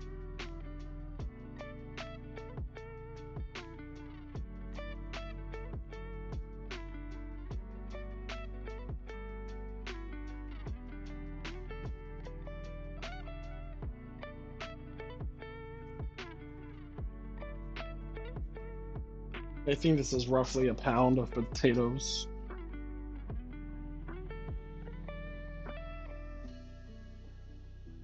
I want smaller ones though.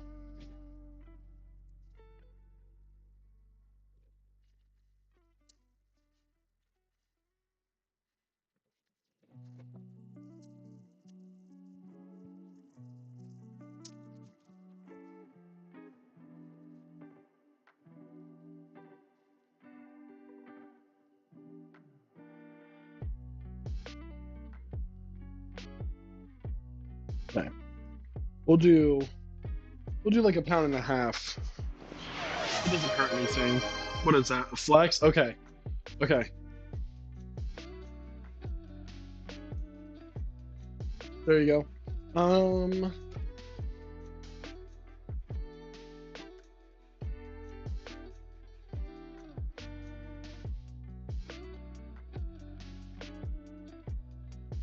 Drizzle these with some olive oil. I actually think that's the last of my olive oil. Something that I have not run out of in a very long time. But it's fine. I don't think I have enough to do the what I need to do, so.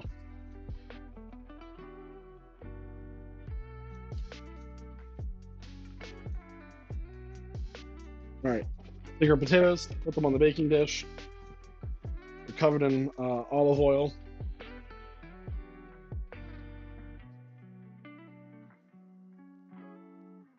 You're hungry? Well, good. The stream is doing what it needs to do.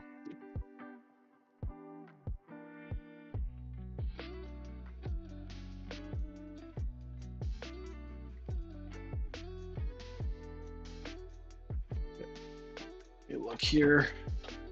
It's getting up there, but I need to adjust some things. Move, Mistra. I don't want you to get hurt. There we go. Okay. Let's get our small pot here. We're going to start doing our olive oil infused, our garlic infused olive oil. That's what I'm trying to say here.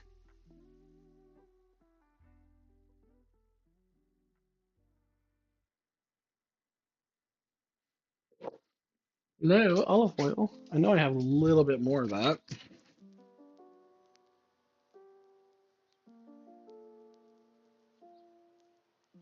Alright.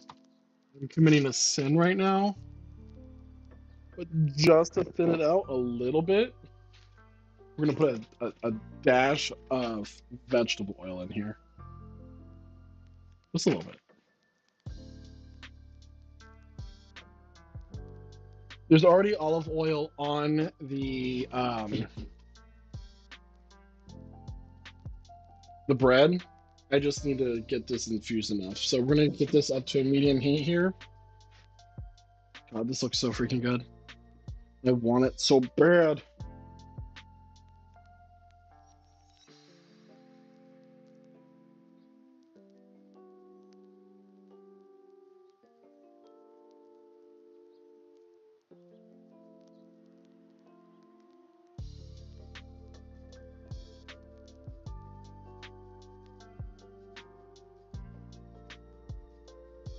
Okay.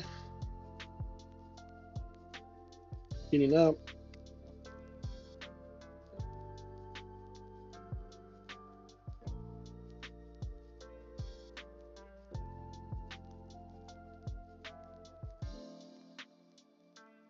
So in this oil, we're supposed to put the chili peppers, the Calabrian chili peppers I told you about, because this is a spicy bruschetta, right? But we're not going to do that. Instead, we're going to use red pepper flakes because that's all I have. Our oven is ready, so I'm going to tell my dog to move out of the way. And I'm going to put peppers at the top because we're trying to roast those. And we're just going to get the potatoes a little bit more tender down here. So put those in. We're going to set 2 timers. First one for 15 minutes, the second one for 40. So there's that. Okay, Google, set a timer for 15 minutes. Okay, Google, set a timer for 30 minutes.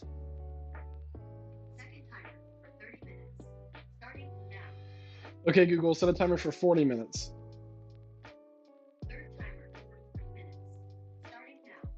Cool. That's heating up. I'm gonna go ahead and put some red pepper flakes into my garlic. Well, I'm gonna add it later because I'm worried that these are gonna burn.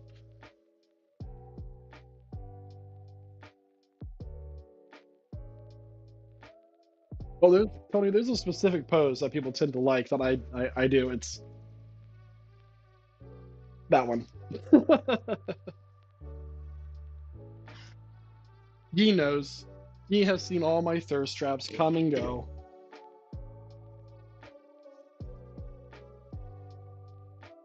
We just want the garlic to become aromatic, right? You don't cook it for that long. It's over medium heat. It should not burn quickly. If your garlic burns in less than 30 seconds, it's way too high heat.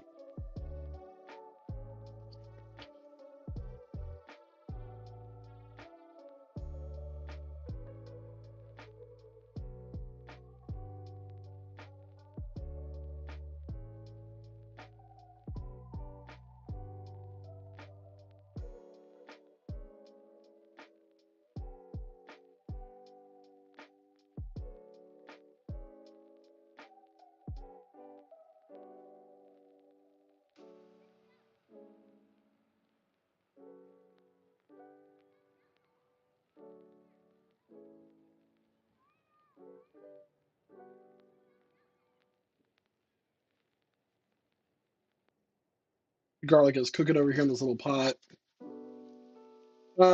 So one of my favorite flavors, by the way, I don't even know why I did this. Hold on.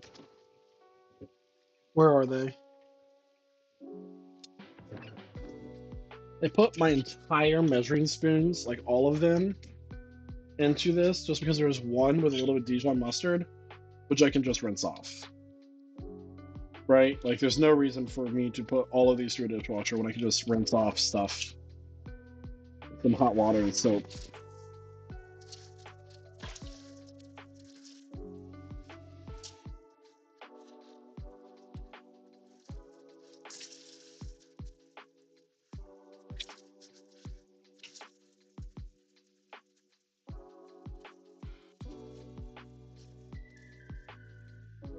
Okay. He seems to be ignoring me now. He doesn't really care about me. He never has.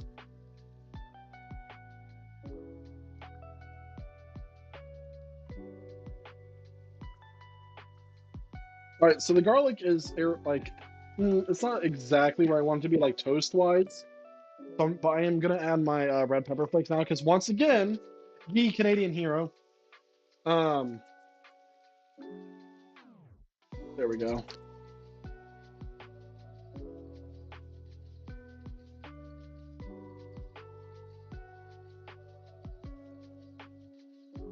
Do I want to try this mac and cheese, guys? This is very. I'll try one spoon. How about that? I already got my picture of it.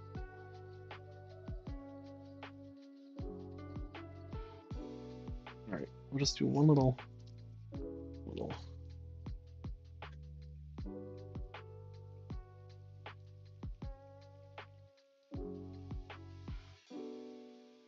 Still hot.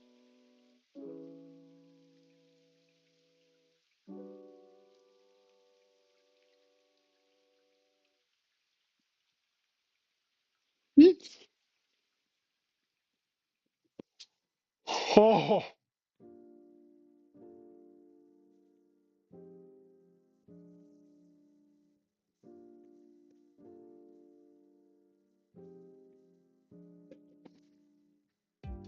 my God.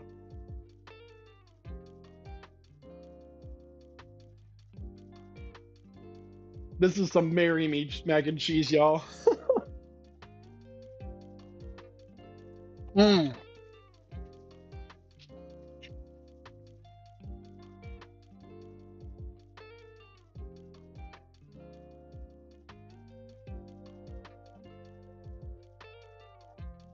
Sploosh.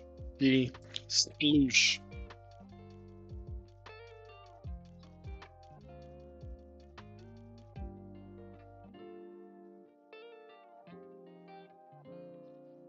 Yorkie pudding and what? Why did it filter that out for misogyny? We'll get to turn off your heating elements. Now, before this cools too much, we're gonna go ahead and add this to our tomato mixture down here.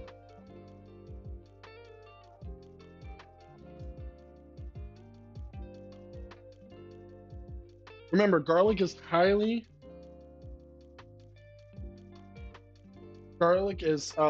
poisonous for dogs, by the way, so do not let your dogs have garlic. Our peppers are roasting very nicely. Okay. We're gonna take this, we're gonna put this over here so it's out of my way for now.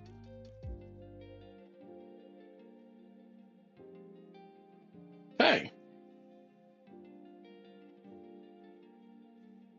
Here is our nice tomato mixture. I'm gonna take my tongs here, which I use for the bread only, and kind of like mix it all together.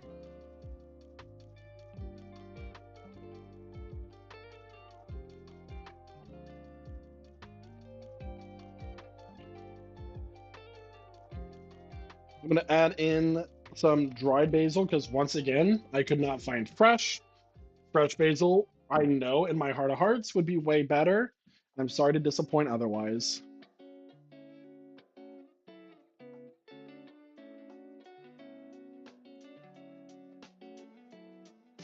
And we're gonna add a tablespoon here of balsamic vinegar.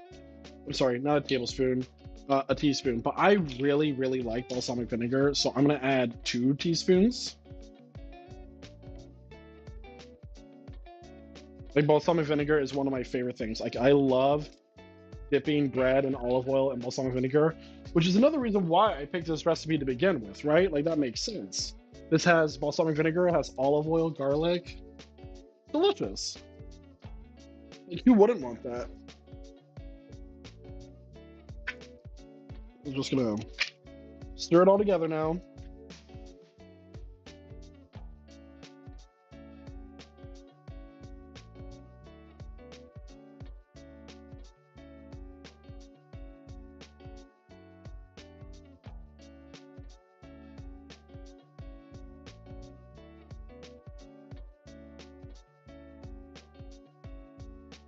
And we're gonna do a little taste test with a couple of the tomatoes on some bread.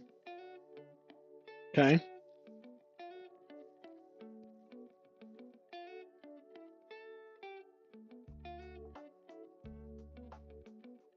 Mm. It's nice, fresh tomato, all of that. I would say I want to add a little bit more red chili pepper. Just a little bit. Give it a little bit more of a spice.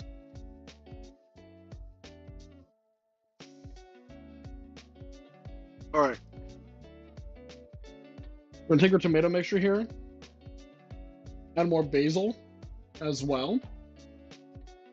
That's not really coming through. And we're gonna take these and we're gonna set them this tomato mixture down in the fridge so it doesn't warm up. We don't want it to warm up.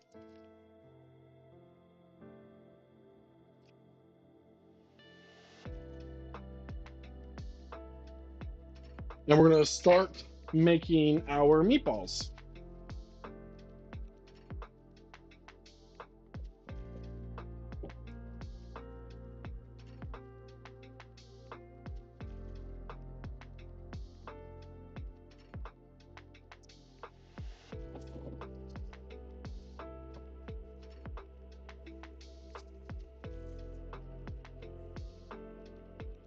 Grab this real fast.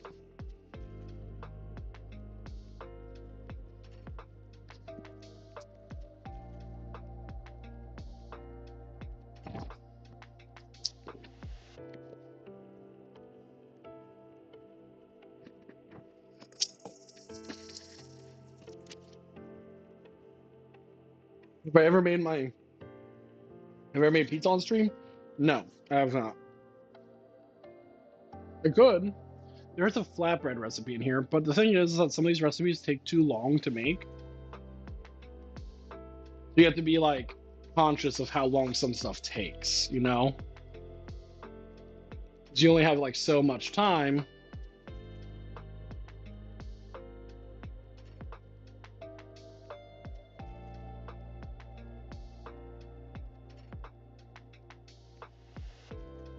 That spice kind of hits you at the end. Now I don't know if I added too much or not.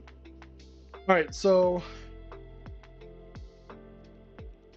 we're gonna take our breadcrumbs, an egg, garlic, and what's called Stormcloak seasoning, which is also in the cookbook. It's like a seasoning blend that you make ahead of time, right? Which is a lot easier than just telling you 10 different herbs to put into each recipe. Whoop. Go lay down. Go. There's nothing for you here. Go. Okay,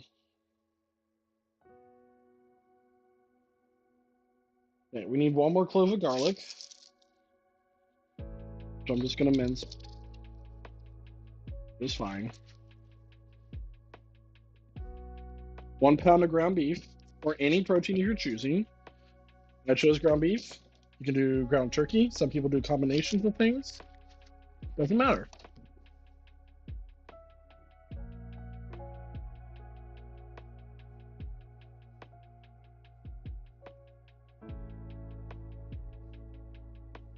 Very finely.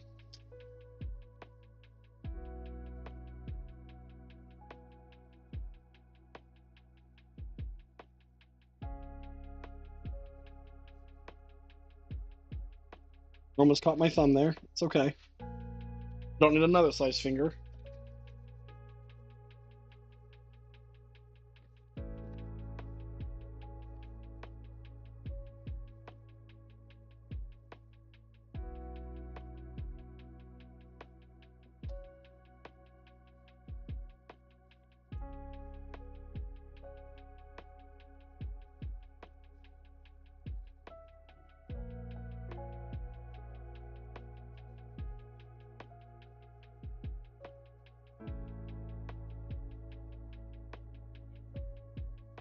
This is one of the reasons why I don't like wooden cutting boards.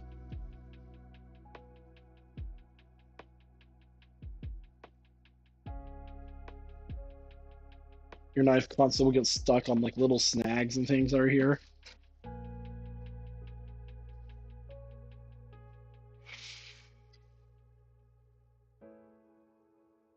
Here we are.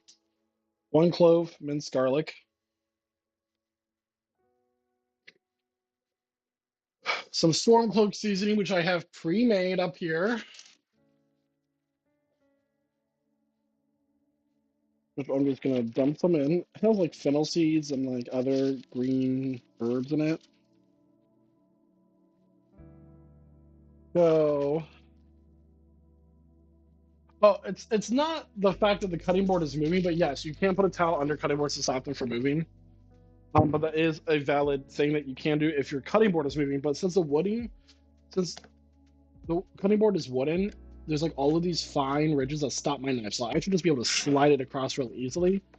But it's just, I don't know. If you saw what was happening there. I need 1 tablespoon of sour cream. I need 1 egg. And I need breadcrumbs. Half a cup of breadcrumbs.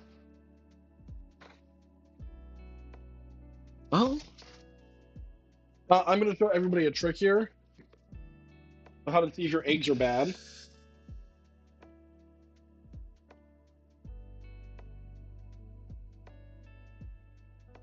Get some water.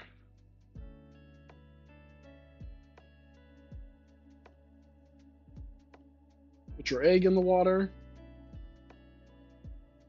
If your egg floats, it's bad. If it doesn't float, it's good. If it stands upright, that means it's going to go bad within the next week or so.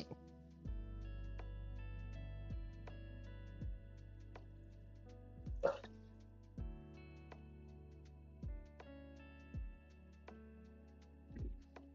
gonna crack our egg open, drop it in there.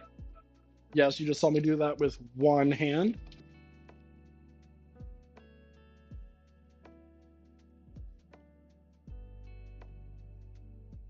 Our potatoes are done, so let's go ahead and get those out. Move, Mishra.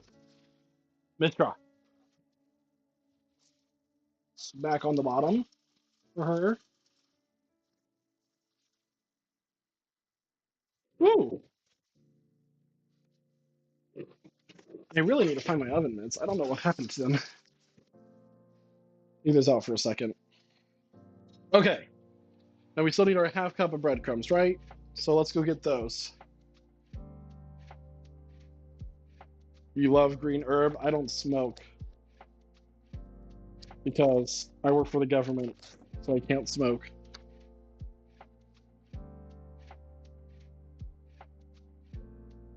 Also, childhood trauma assisted, a grandparent who has long since died. And we still need our 1 tablespoon of sour cream.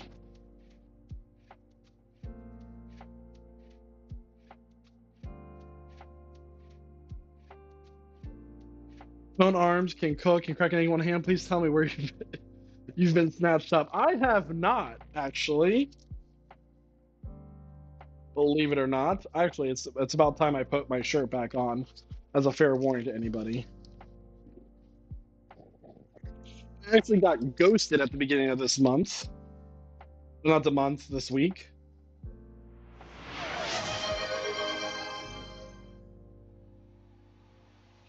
I figured that would happen, so instead of putting my shirt back on, I just give a heads up. All right, 1 tablespoon of sour cream. We will need more of this here in a little bit. So we're just gonna keep that out because it's not gonna be out long enough to go bad.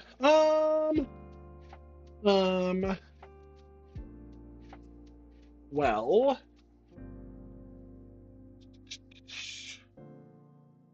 there's something that I want but do not have.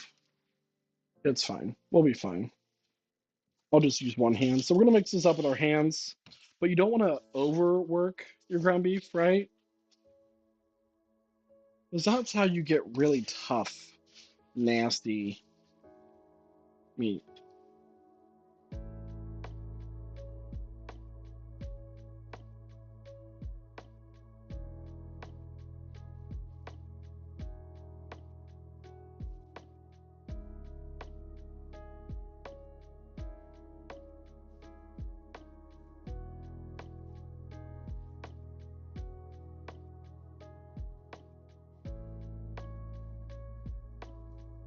I'm gonna make these into like kind of a little bit of smaller meatballs. Because it's only been 15 minutes and we still have the 45 minutes for our peppers to roast, right? So we still have like another minimum 15 minutes for our peppers to roast, enough for us to easily get the skins off.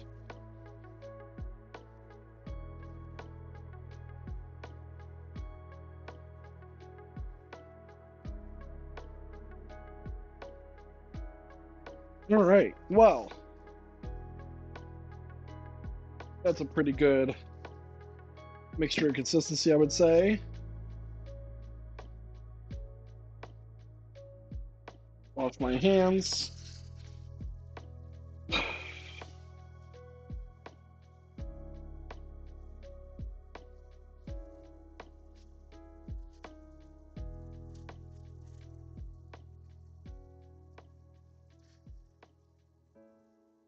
Next thing we're gonna do is we're going to take our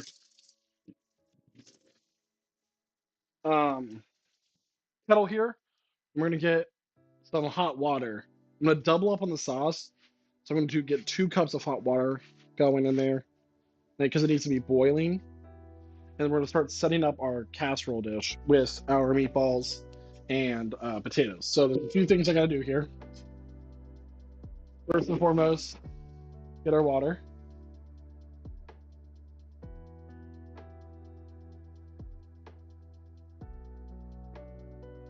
Don't forget, everybody, that I do currently have a goal to get to 1,000 followers on TikTok. So if you could go to my channel at Salcos Live, which I'm sure Guy would love to put the command ! TikTok in chat for you, I would appreciate it if you were to follow me. Feel free to repost things that you enjoy, etc., etc. Even if you don't enjoy it, still repost it for me. Our potatoes here, gonna get them off this baking sheet so they can cool a little bit faster.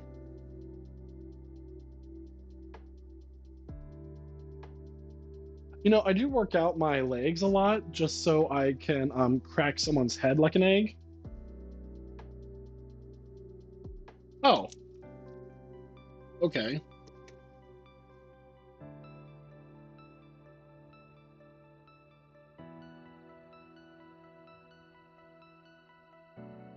I'm gonna put this back.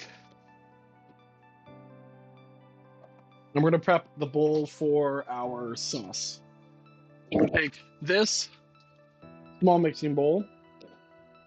In our small mixing bowl, we're gonna put a fourth of a cup of sour cream normally, but I am doubling on this recipe since I have a smaller, sorry, not smaller, but larger baking dish than what the recipe calls for. So we're actually gonna do half a cup of sour cream. And there are ways to cut back calories on these recipes. You can use low-fat sour cream and stuff like that. You don't have to use breadcrumbs.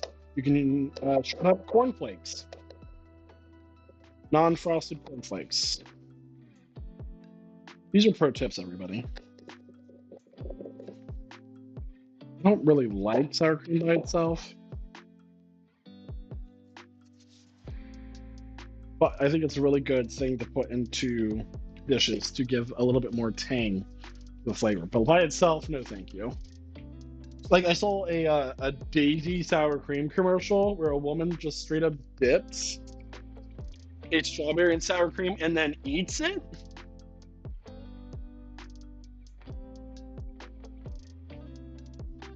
I'm like, you are insane, lady.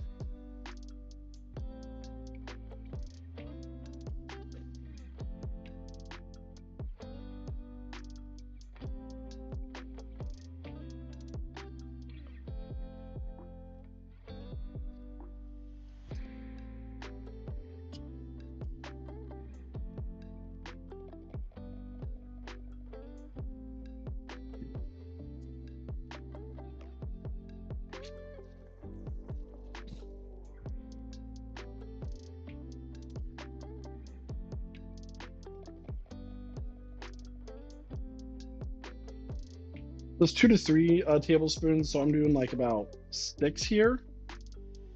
That's not 6. That's about 6.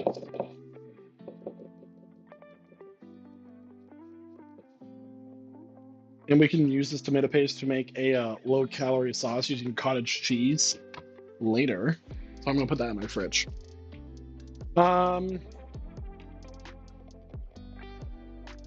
Well, Grillmaster, if you are able to leave the stream open for me, I would appreciate it. But otherwise, have a great rest of your day. It'll until you count as a viewer and you keep me up on the viewer list.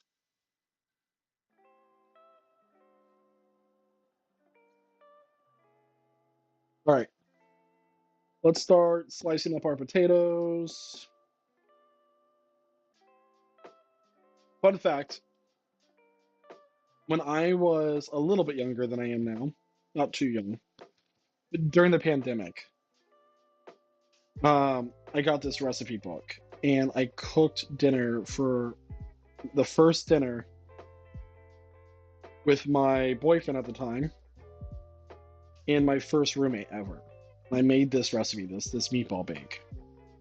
The first time I did it, I missed the part of the instructions where it told you to put the potatoes in the oven ahead of time. And the meatballs, delicious. Potatoes came out so freaking raw.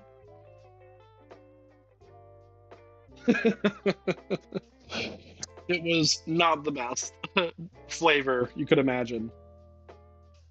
I am going to cut these into halves though, because I don't want them to be rounds.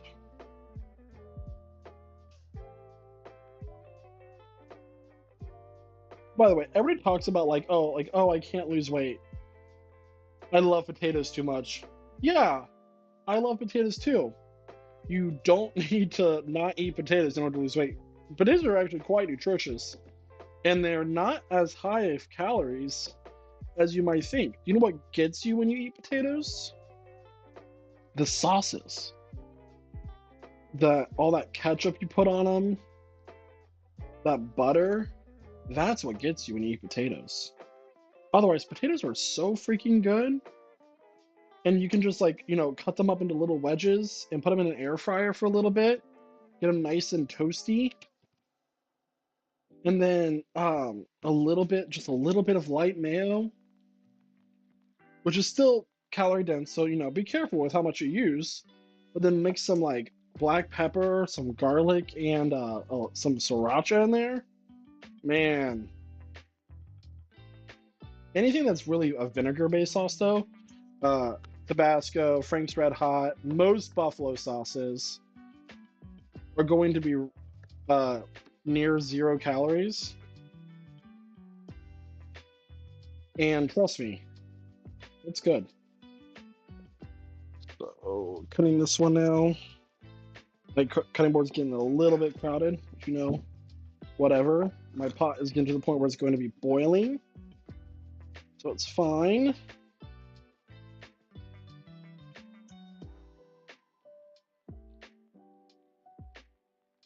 All right. Last potato to slice here.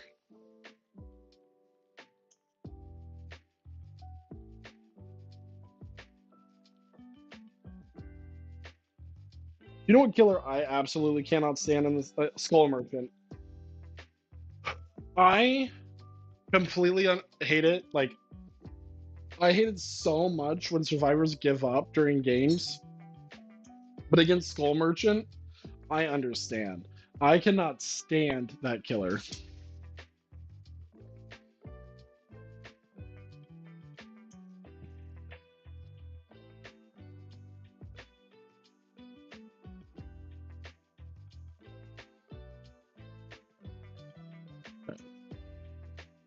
Okay. Let's start making our meatballs here. A little bit.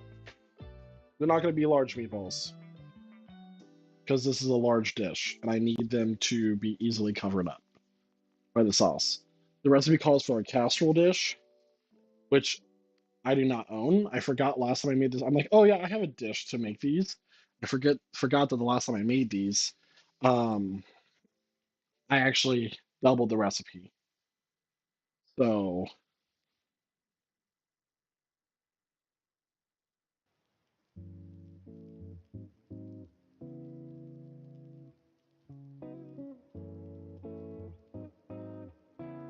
by the way, guys, tell me, do you enjoy this type of stream? Has this been a good experience for you?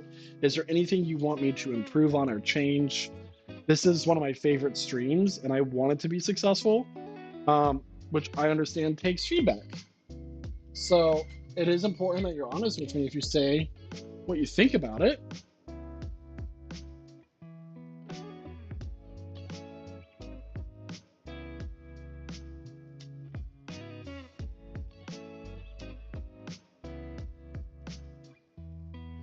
Now, the biggest thing about this stream is whether or not the food tastes good at the end of the day. Which we're gonna see if it's Jeremiah, who's my roommate. Jeremiah approved later when he gets off work. Are you able to see the meatballs at all? Oh yeah, they're there on the camera. Cool. Little itty bitty things.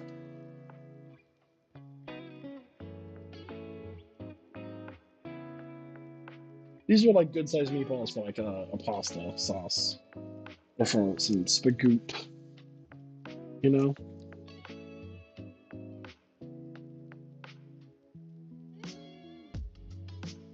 I bet these would be so good with some ground sausage up in there.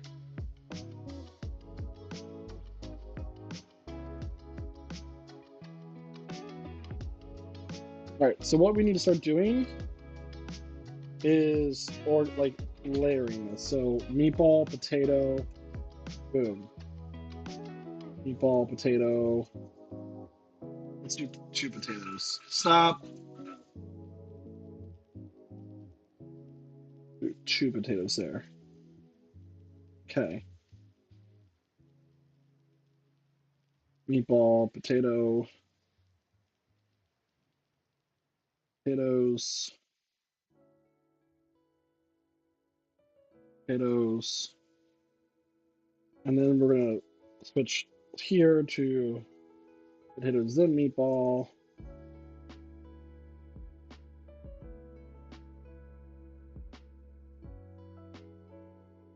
Potatoes, then meatball. Then meatball.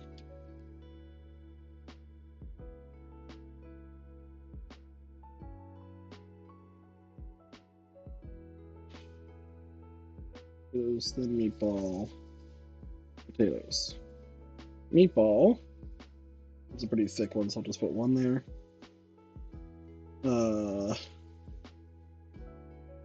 More potatoes than a meatball. Okay. Even though I made them this small, still not quite small enough to fill the dish. It's fine. It's not going to hurt anything.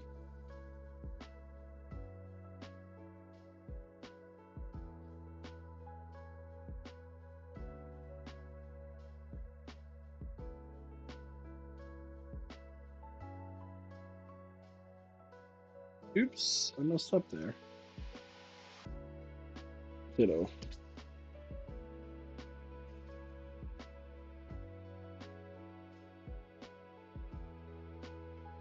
That's where things kind of went wrong, isn't it?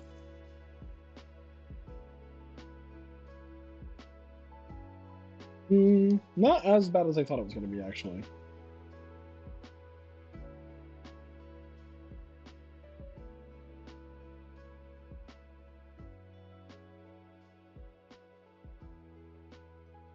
Ten minutes is up, and everybody with a shirt. You want to re-redeem it? You have until I'm done stacking these. I'm nearly done. Let me get my water back on the burner.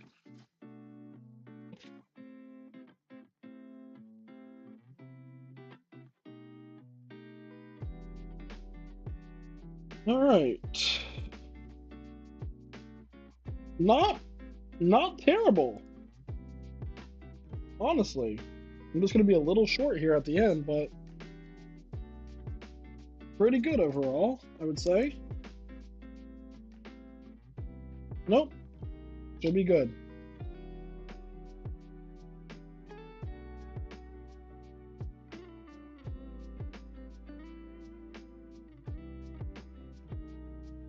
And we'll just throw the rest of the potatoes in here, like so.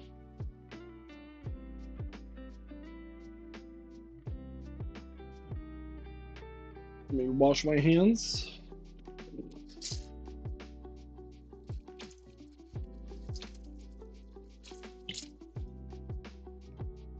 Huh, why is my place smoking up?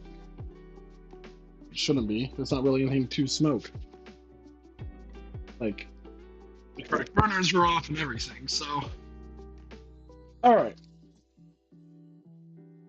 Oh, that's why. So you might be like, oh wow, those peppers are pretty dark. That's how you want them. This is the char peppers. You notice that the skin here is very bubbly. That's perfect. We're going to lower our cooking temperature down to 350. It says it's immediately ready, but I'm going to open this so it cools off as much as we can get it.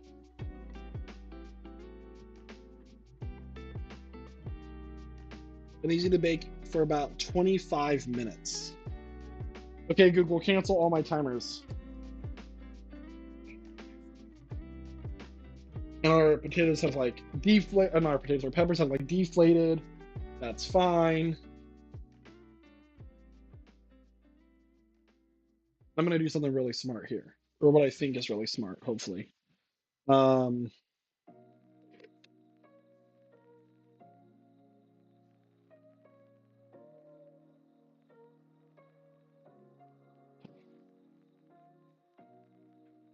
Remember I said that like weight is different, and so 6.7 ounces, so 6.5 ounces. I need 13 ounces for this to be where I need to be.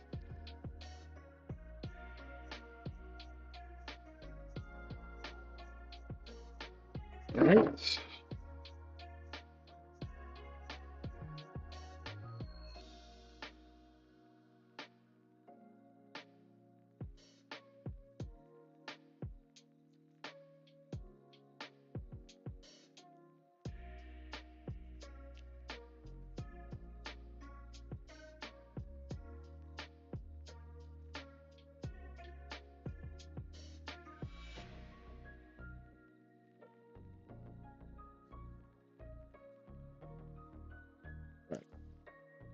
Stepping out for a second.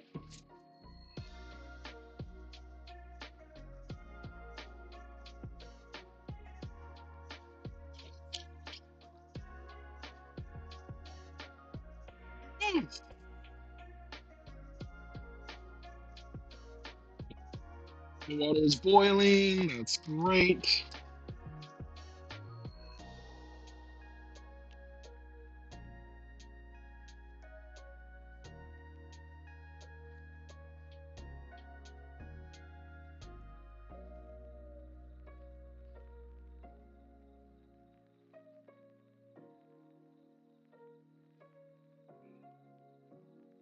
Somebody did, yes. Hi, Fluffy. How are you?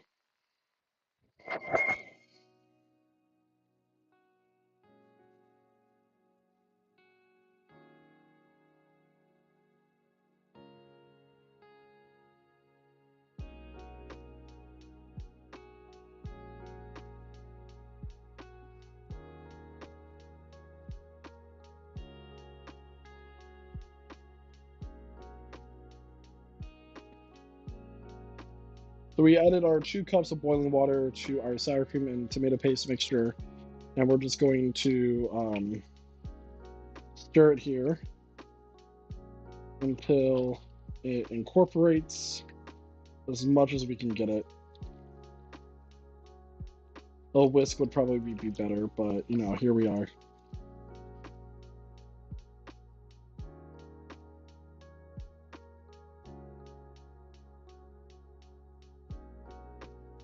Oh, progress is actually going very well. I am like, all I have left is to put this in the oven and get the dessert ready, and we're basically done.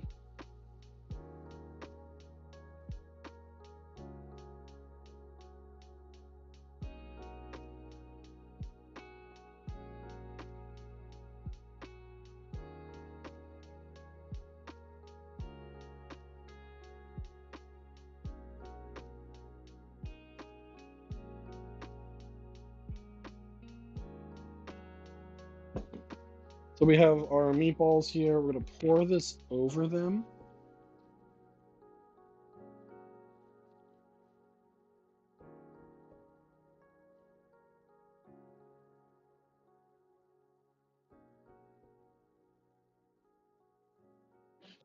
And now we're gonna throw this in our oven for 25 minutes. Oh, okay.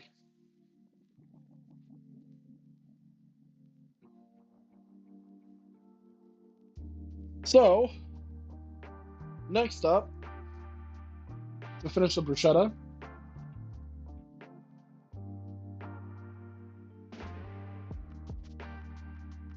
where are my tongs?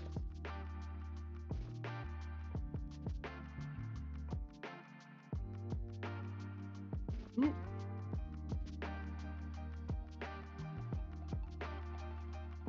And yes, this is how the roasted peppers are supposed to look, but we need them to cool down.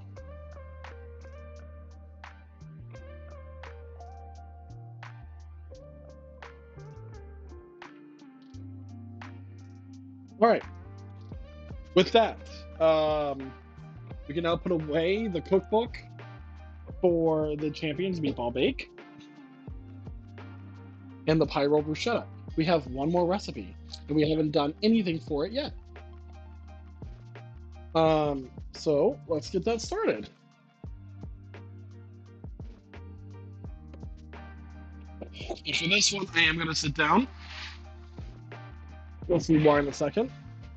I'm going to set the peppers over here.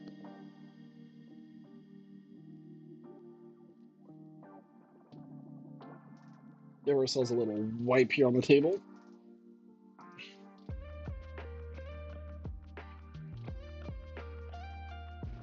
Have I tried pesto from roasted peppers? I have not. So, this is a very important question for everybody. Which type of apple is the best? Yes, there is a definite wrong answer in this. There's 100% a wrong answer in this.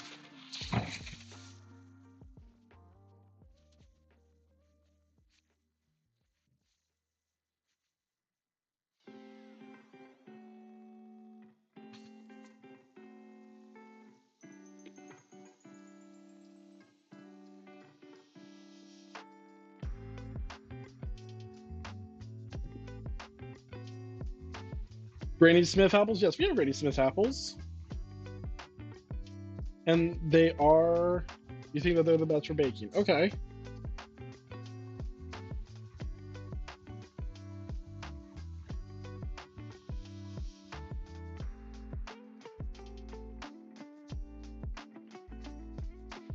If anybody says that Red Delicious apples are the best, you're insane.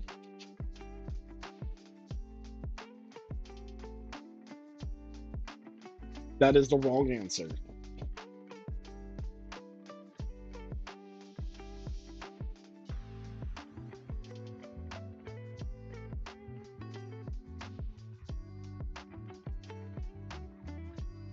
Do you have Honeycrisp where you are in Scotland? Do Honeycrisp apples exist?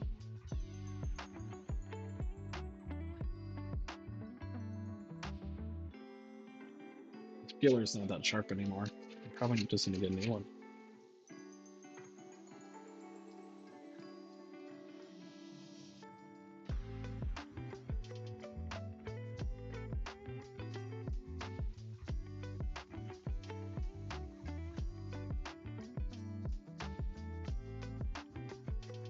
You've never heard about it? So these apples actually did not exist until the 1980s when a college in the state of Wisconsin here in the United States genetically engineered them. They are crisp but sweet. So they have the same texture as a Granny Smith apple would have, but they are sweet apples, right? So these are actually better for baking than Granny Smith apples would be. However, they are more expensive.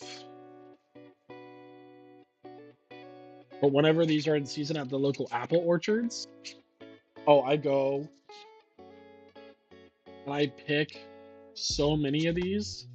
I will spend straight up $70 picking up a couple bushels of these apples fresh from the orchard. And then my house smells like fall for weeks to come.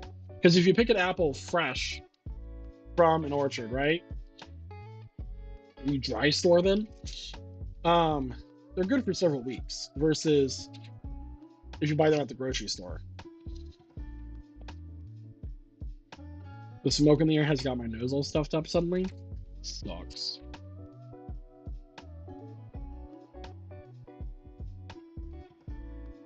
But no. Honeycrisp apples, the best apple.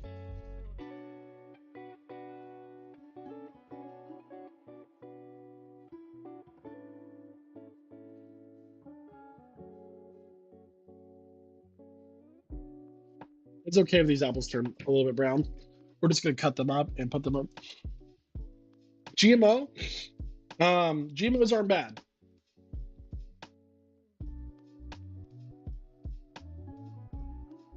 If it weren't for GMOs, we would all be starving. Go. Have you seen what like the original banana looks like, or the original corn? Without GMOs, our world would be starving. All it means is that the food has been bred or modified in a way to make it more bountiful. It's not bad for you.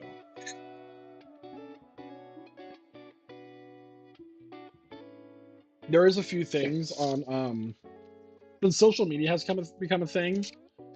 There are a lot of people who make a lot of money off of like scaring people about food.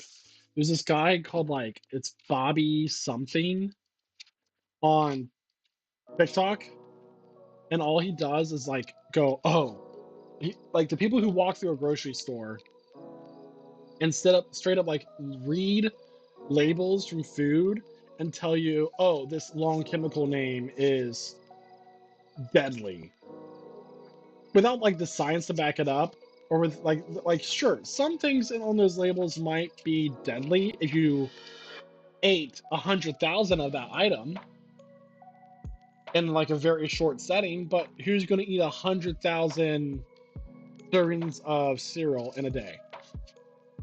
Nobody. And those are necessary to preserve things. And then they offer food alternatives. They're often super expensive and not accessible to the public. Like healthy eating is not, it should not be a privilege, right? And it's these people, it's just downright shameful how they recommend like a $30 tub of yogurt instead.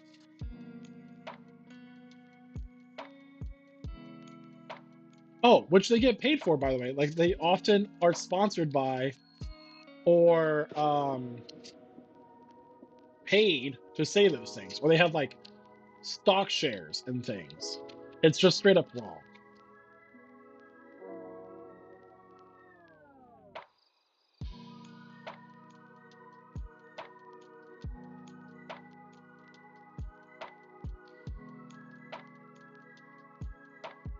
My hand is cramping up.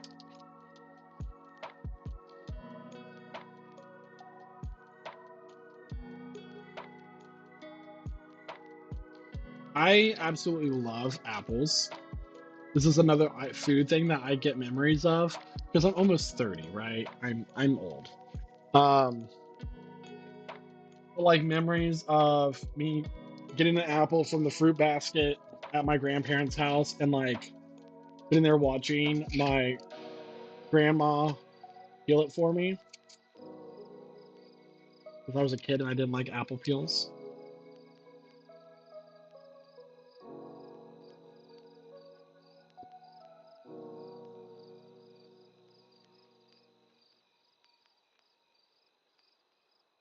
It always tasted better when someone else peeled it for you, you know?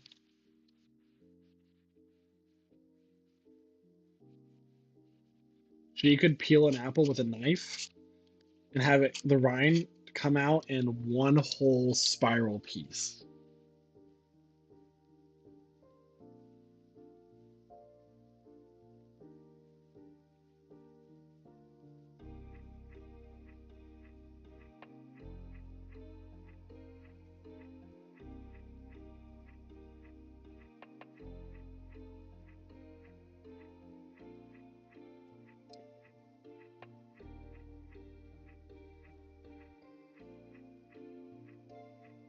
It's a really simple. So like it's angled inside. You just push against the angle. It just peels it. A pretty standard peeler. Granted, this one kind of sucks, but I'm making do with what I have. Like it's making my hand cramp up, just because it seems pretty dull. I don't know.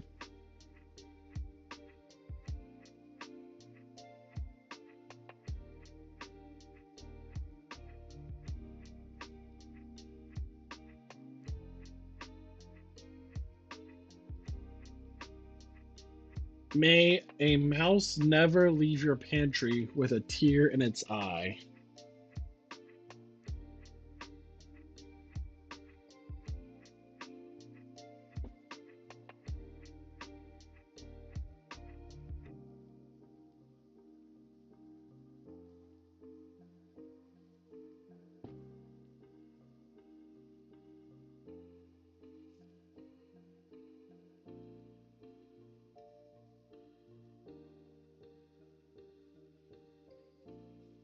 Yeah, I don't have a paring knife.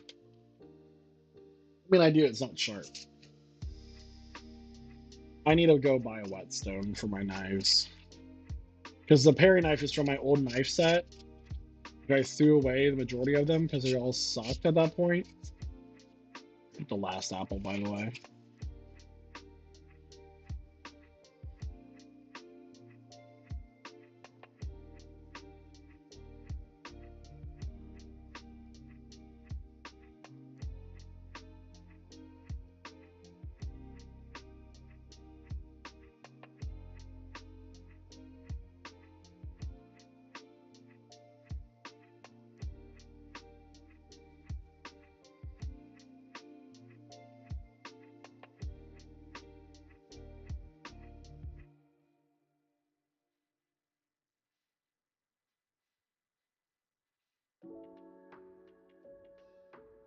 Here we are.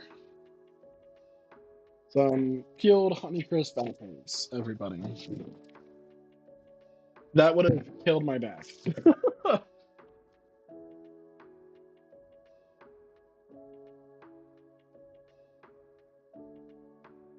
Oh no, I definitely have my favorite knives.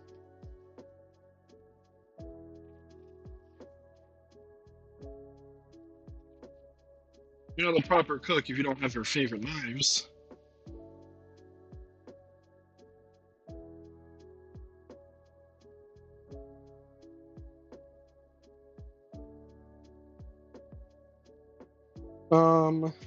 Okay.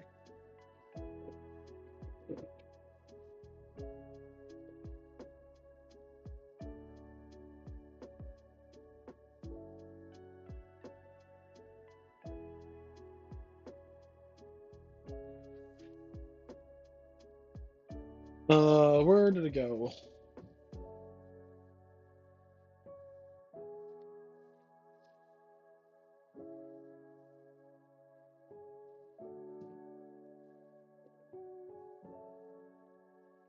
Meatball bake is bacon.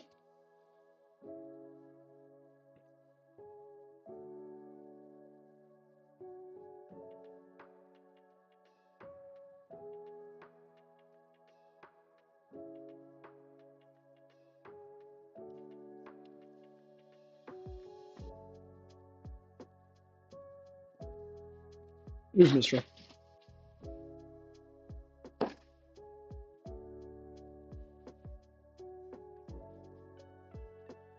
So good.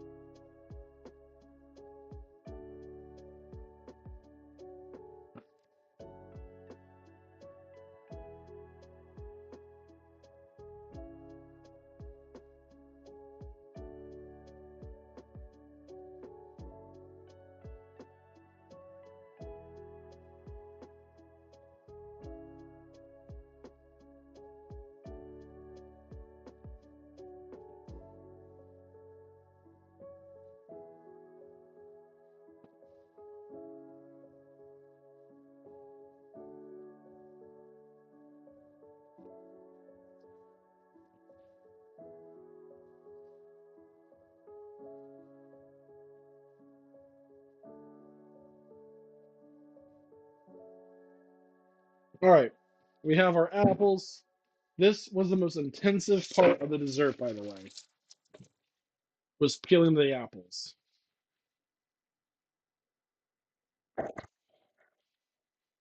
And now, for the next part,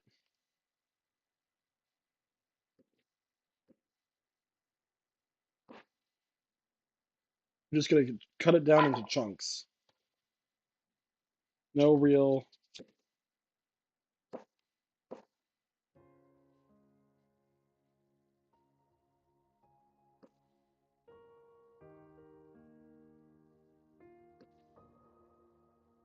I'm just gonna eat the slice. Sorry.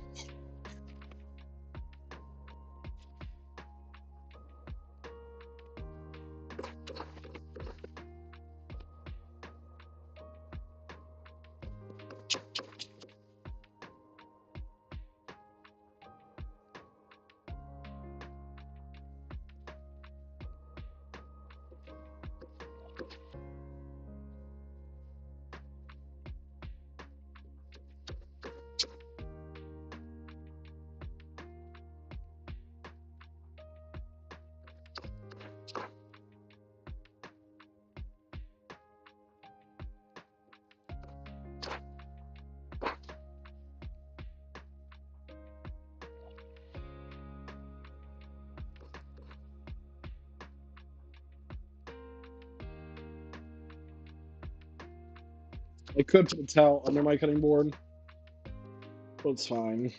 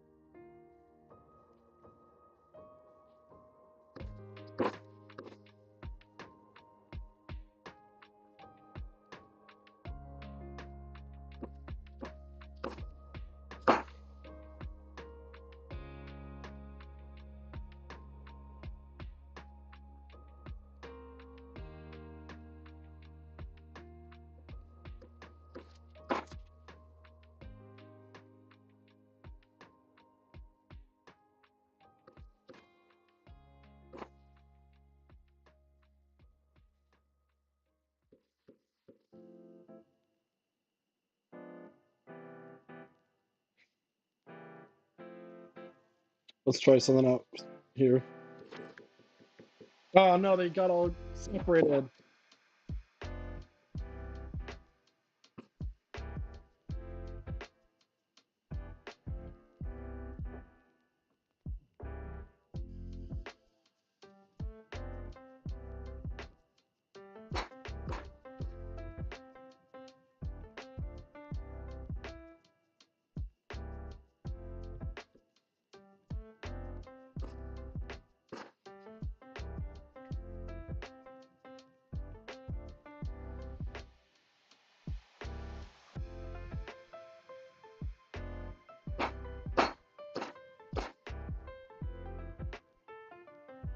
This one's for you.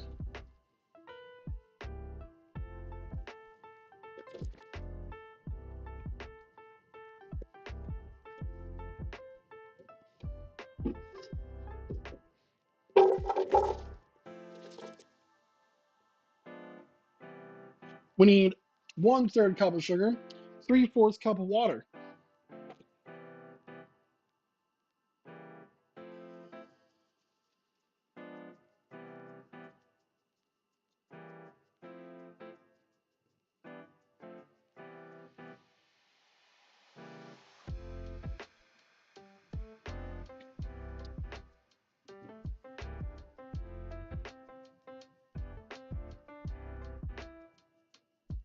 The juice from the apples will also give us a bunch to work with here. So sugar, 1/3 cup of sugar. And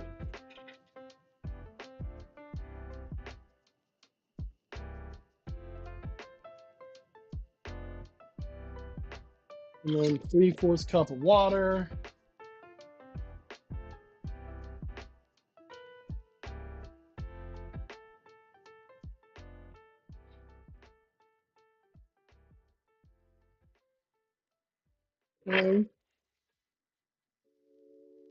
But wait, there's more. The recipe also calls for the juice of 1 lemon, seeds from 1 vanilla bean, a pinch of salt, and 1 teaspoon of ground cardamom. So let's add in our salt, probably to draw moisture from the potatoes. We need our cardamom, which is a lovely spice. I truly do not know if I have it anymore. I thought I did, but now I'm looking at my spice cabinet and I'm like, oh no. Panic at the disco. Cloves, cinnamon.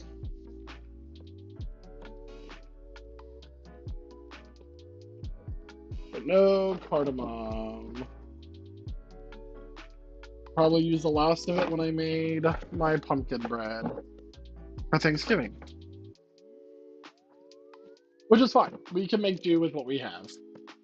So we still want some sort of apple spice, so we'll put a little bit of cloves in here.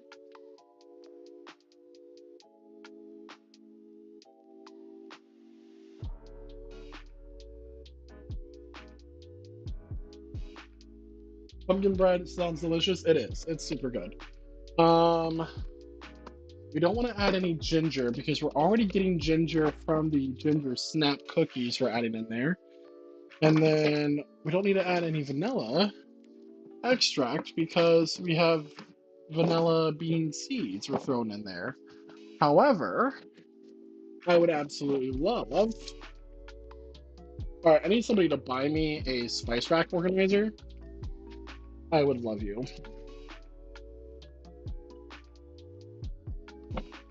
We actually might have cardamom. Hold on. Nope. On my cinnamon, though. On my lighter.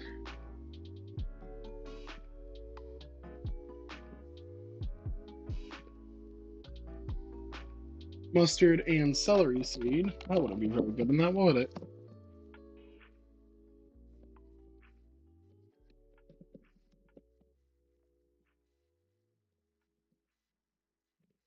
Why do I have so much? Okay. And then cinnamon. We'll put cinnamon and cloves in here. That will be enough.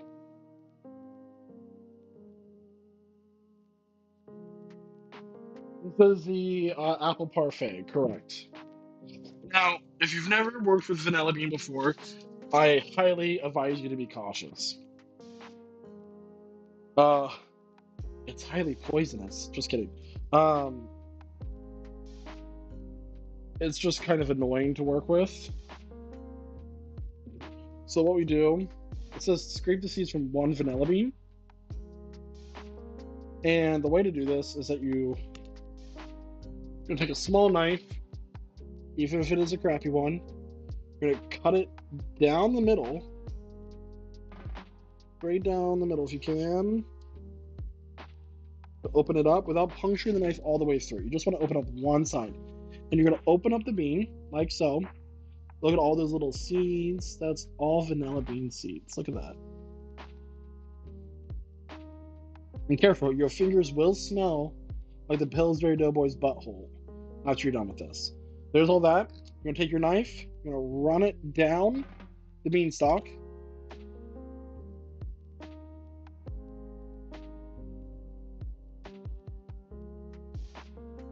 And scrape all that out. Now, you might be wondering, how do I know this? I watched a guy make apple tarts with vanilla bean on the Food Network when I was 14. One time. And just for some reason, this stuck out to me.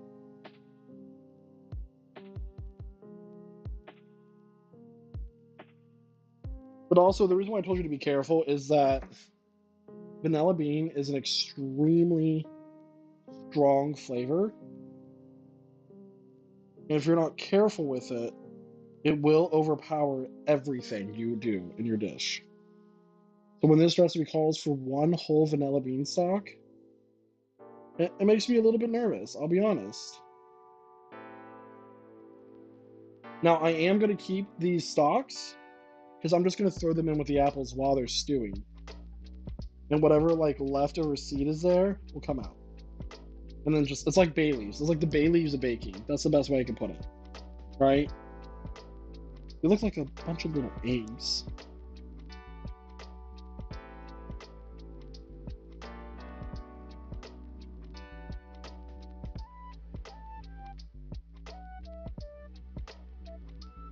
Love it. Love how it smells. All right. Next, on the element, turn it up medium-high heat. Get that going. Wash your hands. Get all that vanilla bean off. It gets very gritty.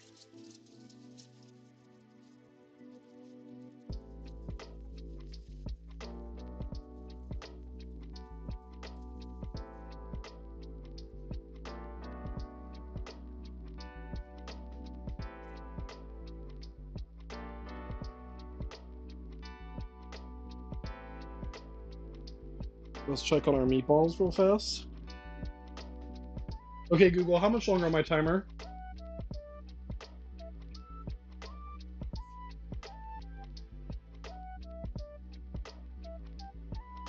Not quite where I want it to be yet, so... But we'll go ahead and take those out.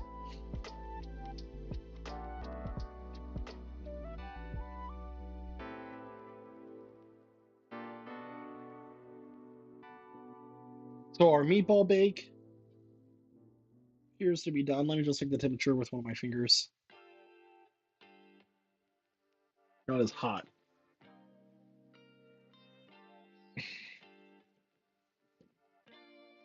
Put that aside.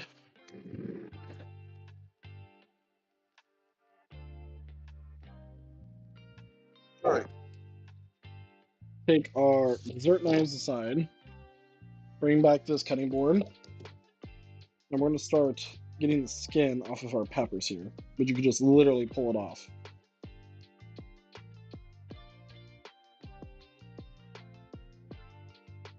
It's like, this is such a gross comparison. But it's like peeling the skin after you get a really bad sunburn. Right?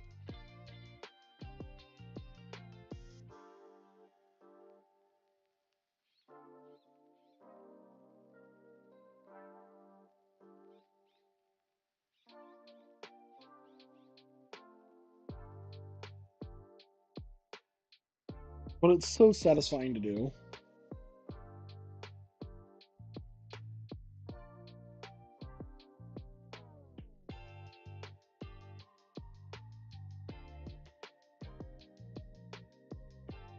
Go. Go in on. Go. All right. Peeled.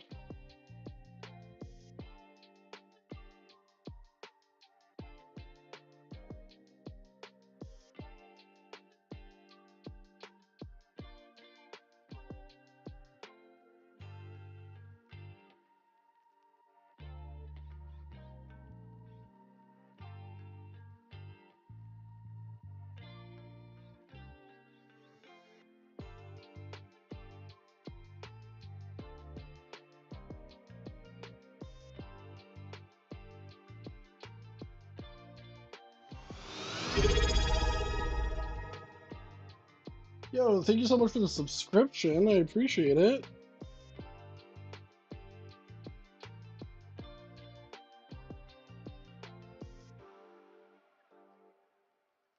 There. Got the skin off of that one. This one kind of split into two, which is fine. I'm just gonna cut it up anyway.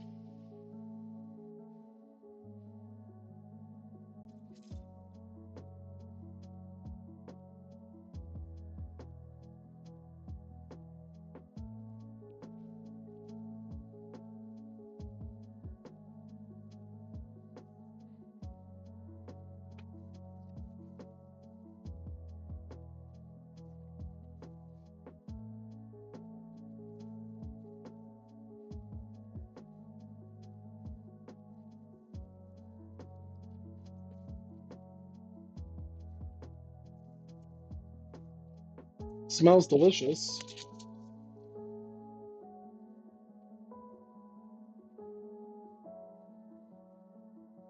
Again, turn off our oven. We no longer need the oven. Oven is now 86.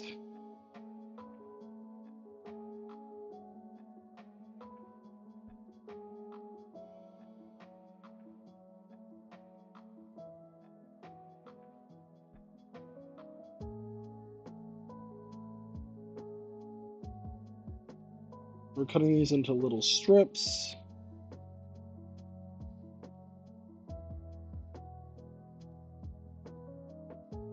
After those three, we're going to cut them into halves too.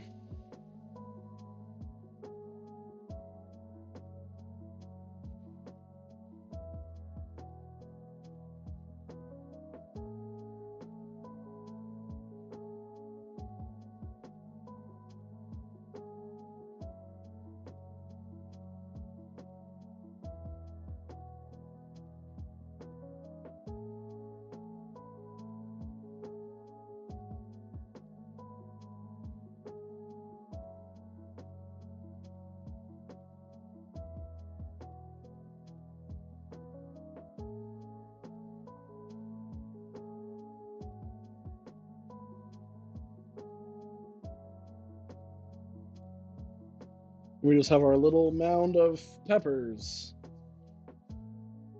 All right, now we need to plate some of these.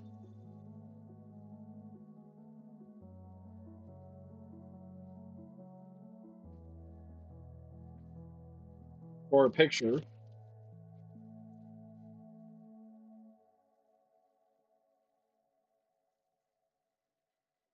Just getting my apples to cook a little bit more.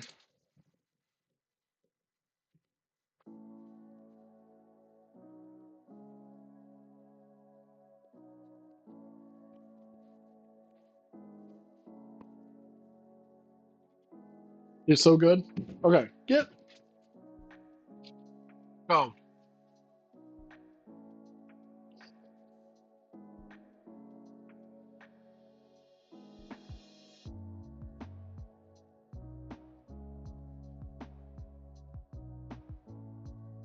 Let's get our spoon.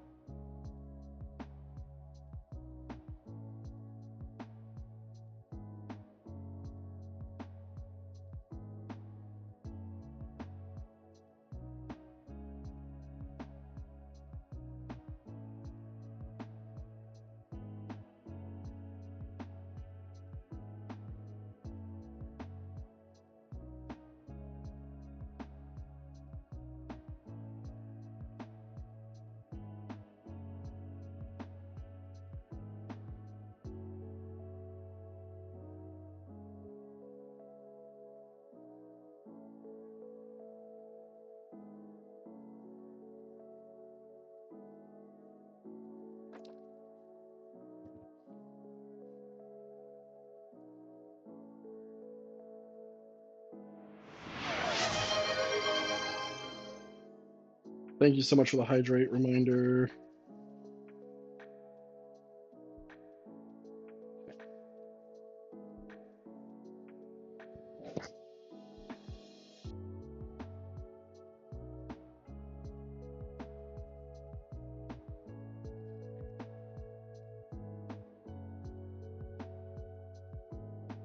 All right, let's go ahead and take a picture of our bruschetta here.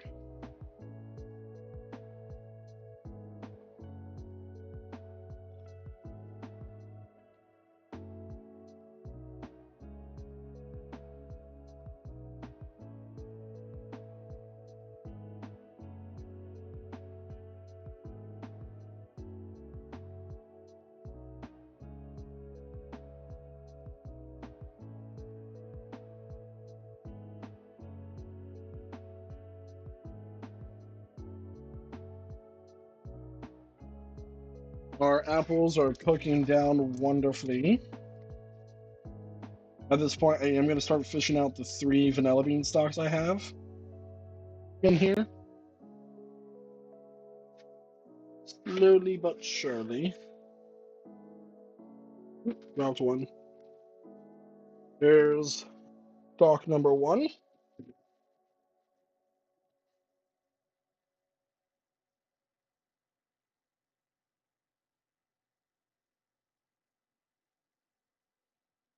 Stalk number 2.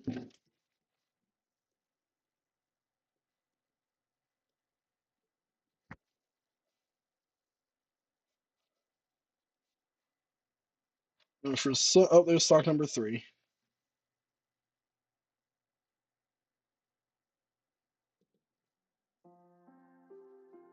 Stalk number 3. We're going to continue to.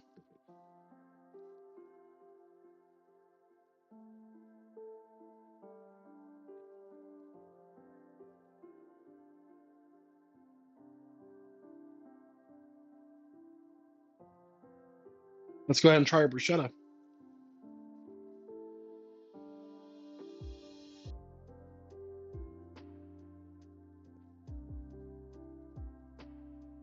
Good.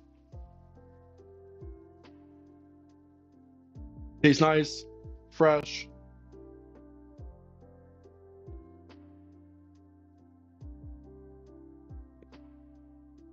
Everything you would want.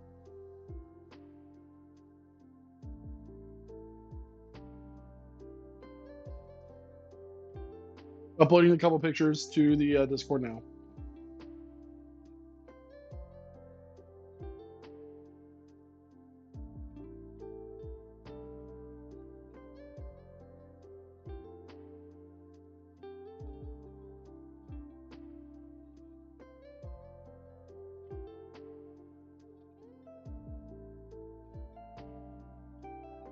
Delicious.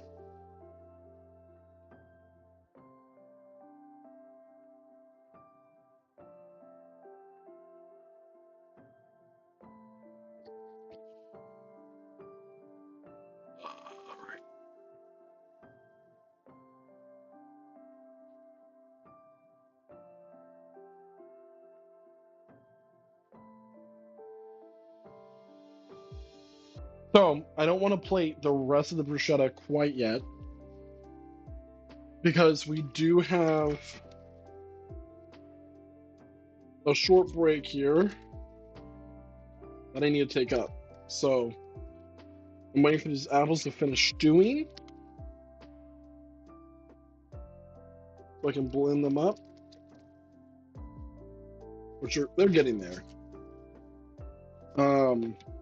We'll go ahead and plate the first part of the meatball bake.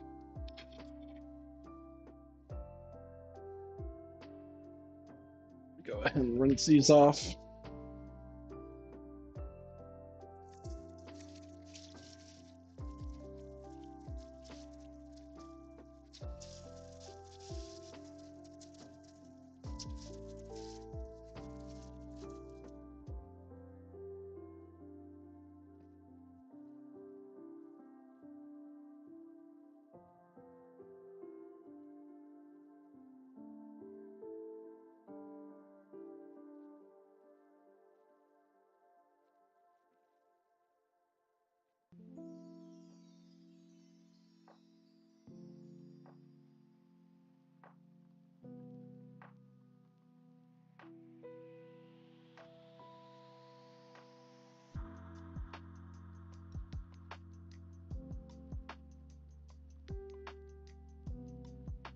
Okay.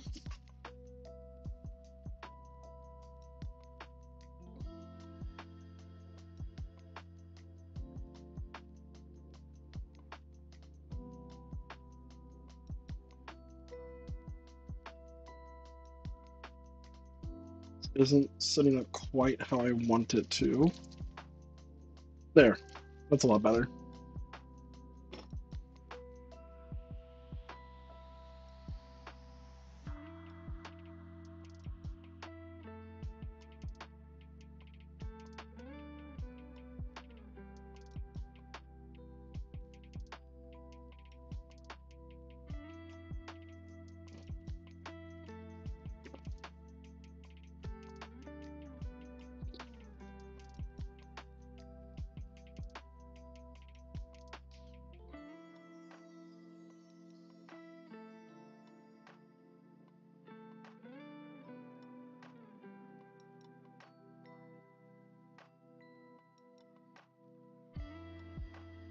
Okay.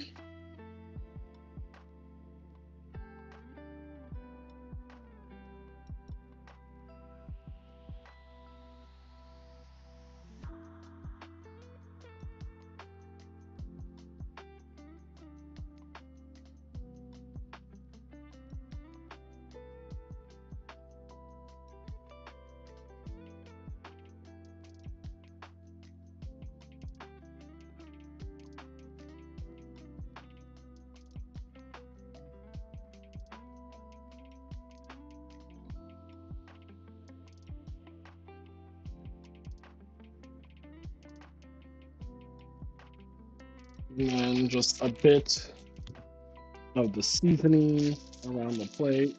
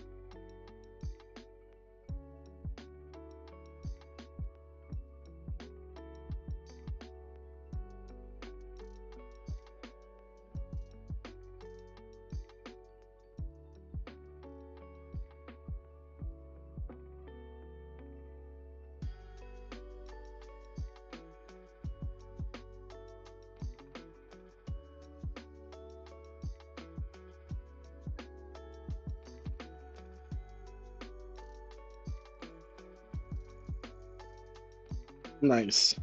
So who all is still in chat?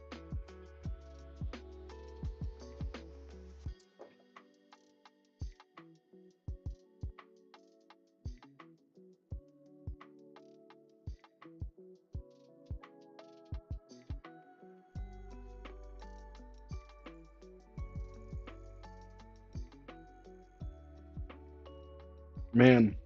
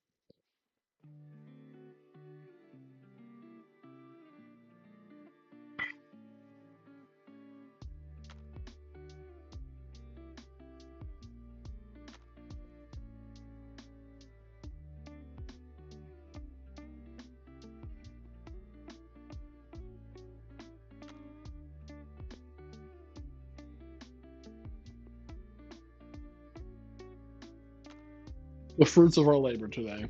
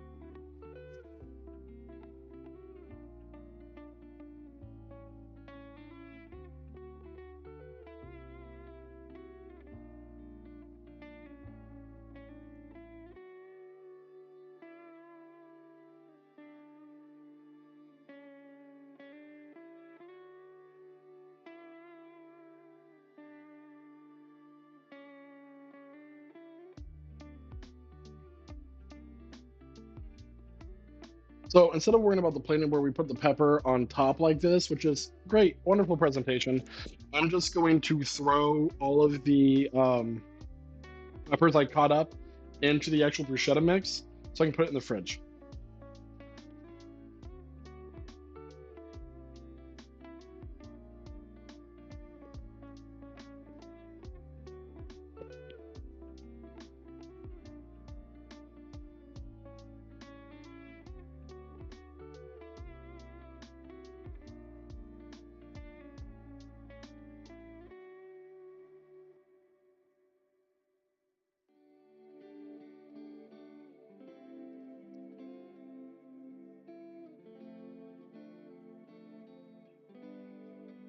Need the last one here.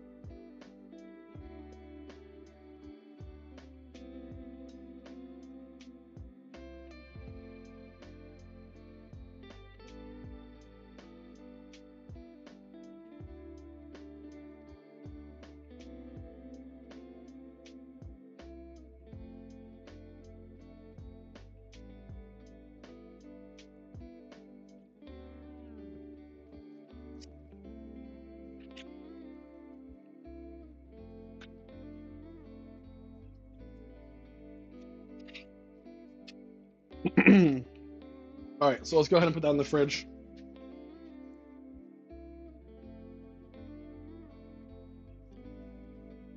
Now, everybody, we will be back here momentarily as we take a short break.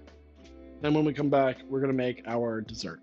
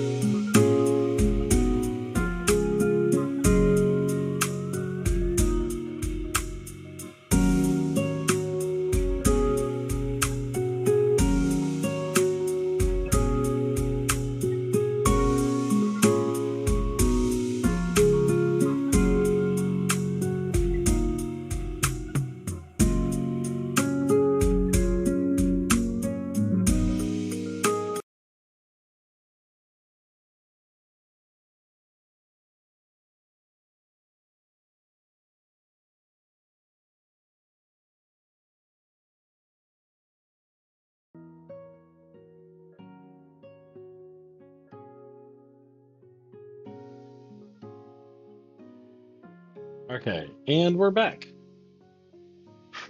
Trying to make some dessert, everybody.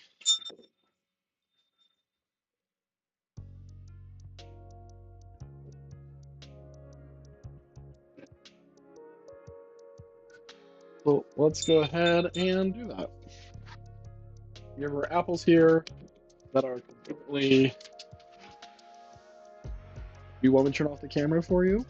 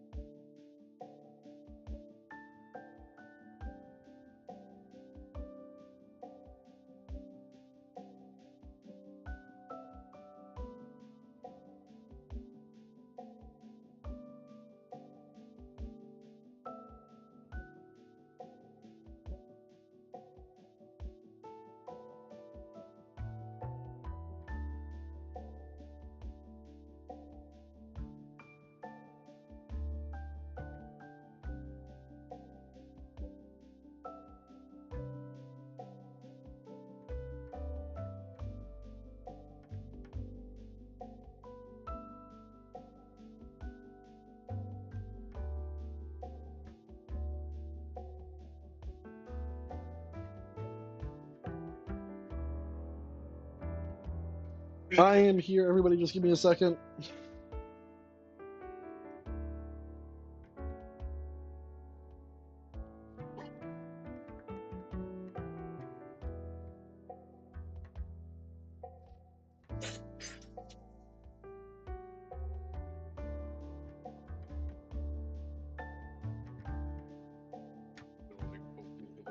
Like 2 or 3.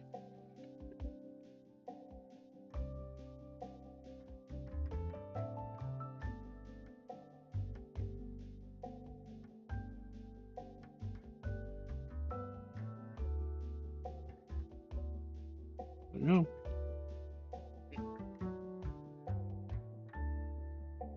All right. So we got our immersion blender set up here with our apples, and I'm just going to start blending this until it becomes more of a puree. This is why it did not matter how large I cut the apples. I was going to cut them uniformly. That way they all cooked about the same consistency. That's the main thing here. I still want this to have a bit of like apple chunk. I don't want it to be a sauce consistency, right? That's not nearly as fun.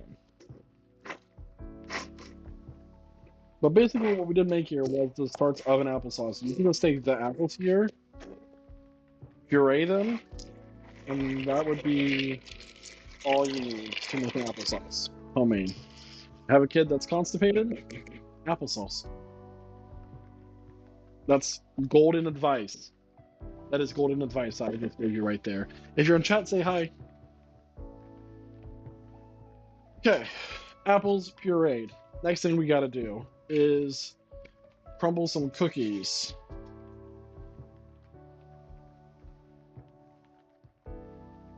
Specifically ginger snaps. And I'm gonna try to do this in a blender. Technically, you're supposed to use a food processor, but who has food processors these days? Well, let's do a blender.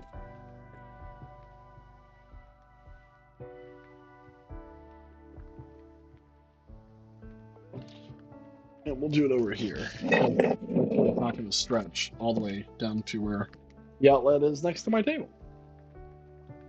You have 3 food processors? Well, congratulations, Pop.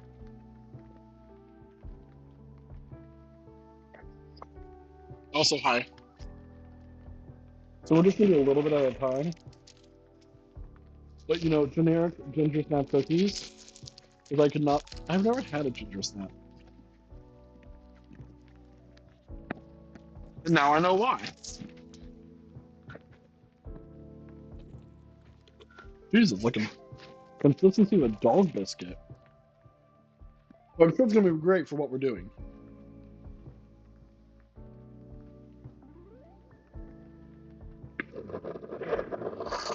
Oh, that was great.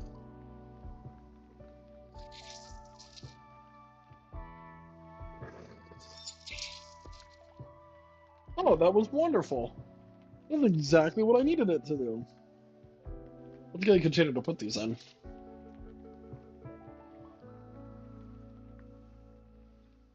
So look, you wasted your money on your three food processors when that just...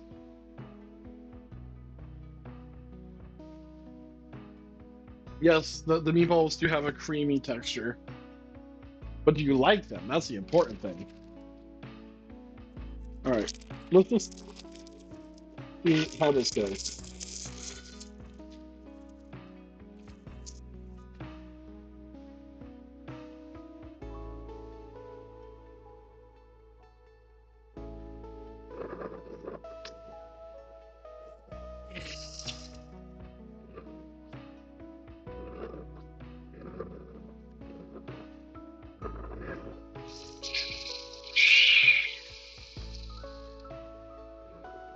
I'll shake it up a little bit.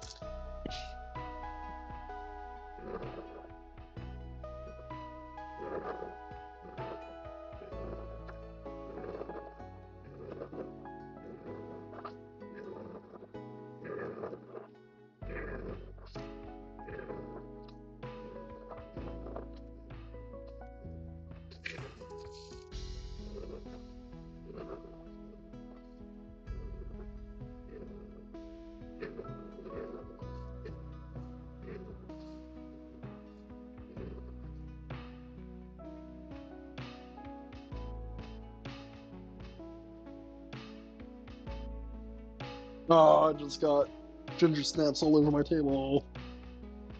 Man.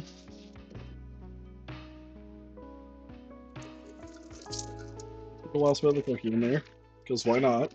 And then we're gonna come over here, and we're gonna rethink our life choices. I'm gonna finish this cookie because I started it, and I don't like wasting food. But holy crap, who eats these? I'm eating wood.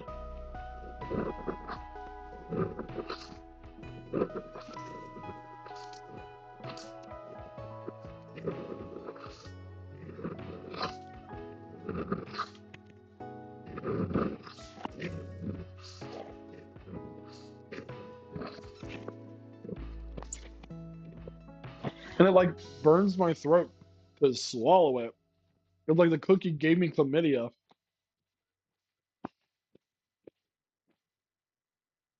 My God. And no, I don't think I'm being dramatic.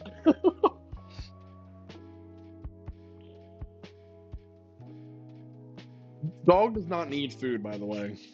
Dog She might be Prager's. You have babies in you.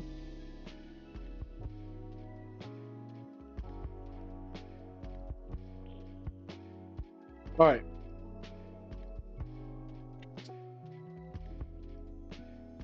We now need to take 7 tablespoons of unsalted butter and half a cup of sugar and mix it in with our crumble. So this bowl is actually way too small. We need a bigger bowl.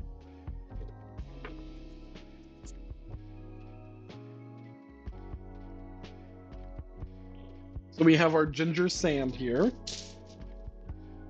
And don't get me wrong, I think this recipe is going to be delicious. I'm just not a fan of ginger snaps. Who did that? Hydrate? Okay. Thank you. Thank you. Do you want to see the if she is pregnant, do you want to see the dad lives here? Come here, buddy. Come here, Butters. Come say hi. Say hi. Come here. This is the father. This is the father right here. Look at that boy. All right, go away.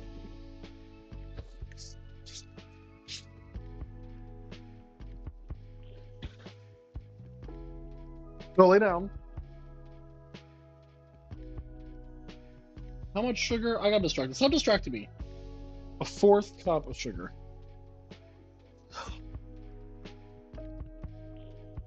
Stable 7 tablespoons of melted unsalted butter.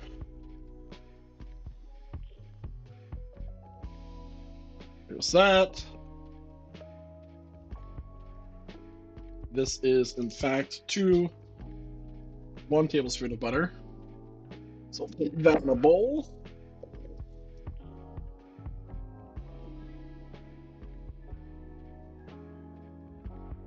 I'm a professional amateur chef. That is an oxymoron. But thank you. How many tablespoons is this left over? That's 1, 2, 3, 4, 5. Nope, this is 2. I have my 7 tablespoons of butter.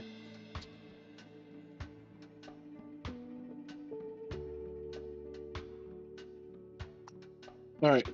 I know that my kitchen's starting to look a little messy right now, but that's okay. I'm going to go ahead and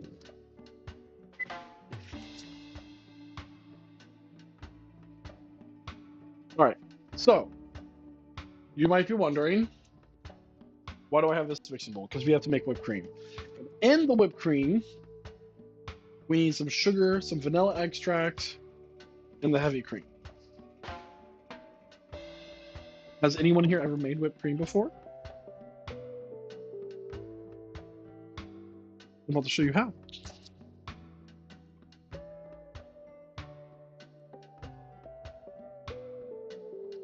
Heavy whipping cream, everybody. Heavy whipping cream. I'm going to dump this all into here. By the way, 1 tablespoon of this is 50 calories. So this entire thing is like so many calories.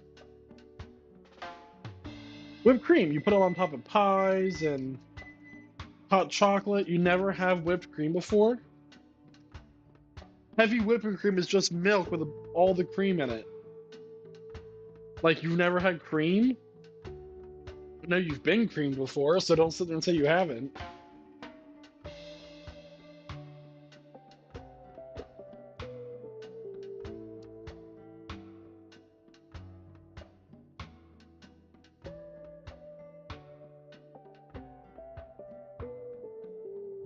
Okay, so we store things differently. That doesn't make it any, like, worse.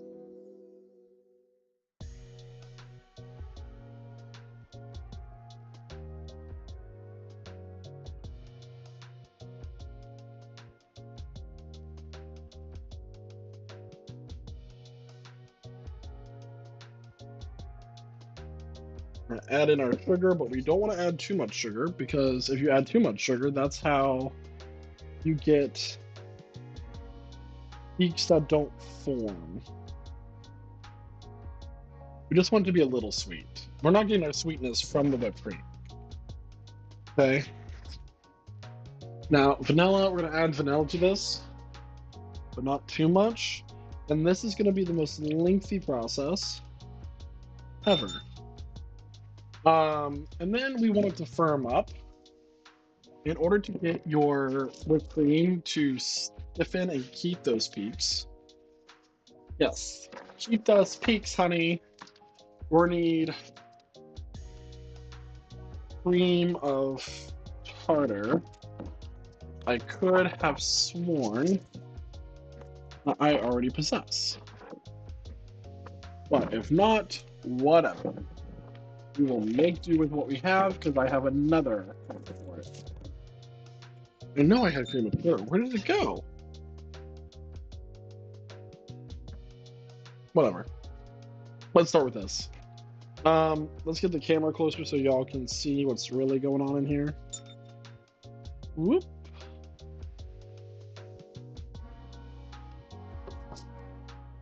Okay. There it is.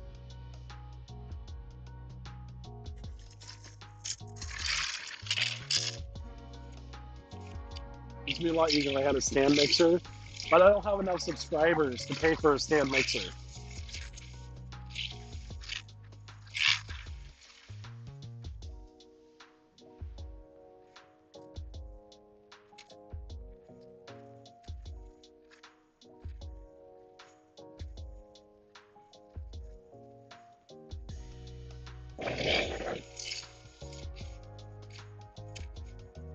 I mean, I have an OnlyFans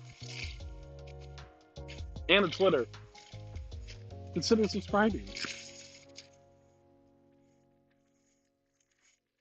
I don't need this cookbook anymore. I know how I'm making this.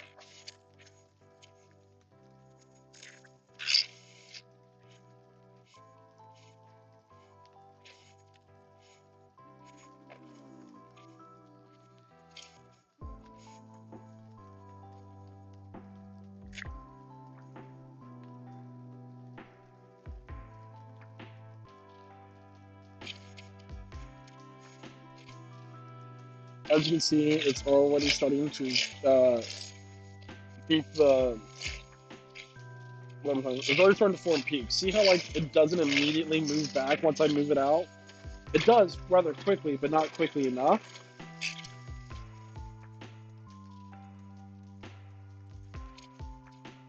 We just keep doing this. That's all we do. This is why I'm wearing an apron. See how much it's like doing swing on me?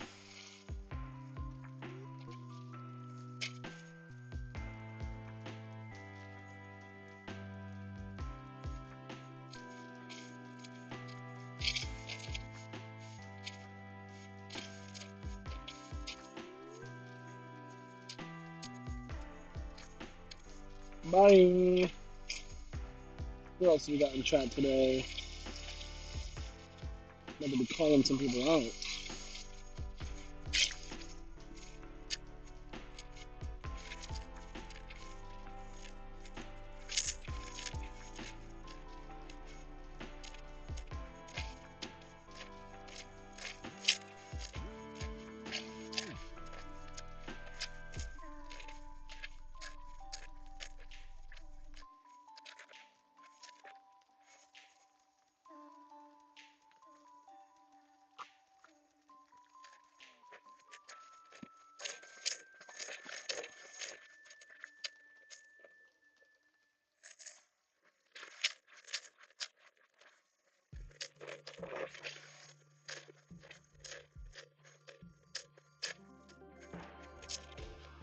See how it's starting to keep its form.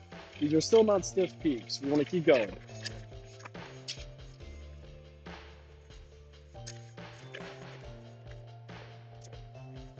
I actually learned how to make whipped cream when I worked at a restaurant that had a free pie Wednesday. They closed all those restaurants down recently. Years and years after I left.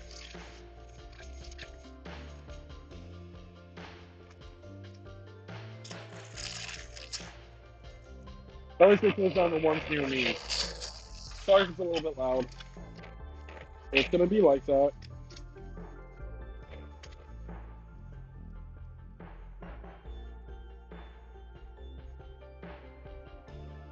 So I'm gonna go ahead and take my hand and start mixing up the ginger snap crumble.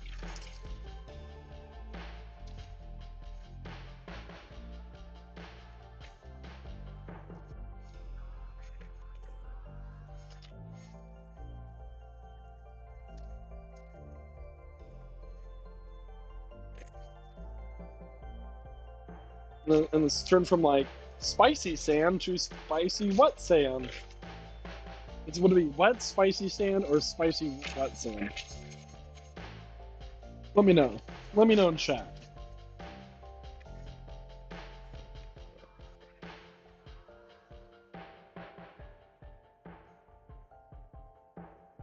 I'm just gonna hit this one piece out.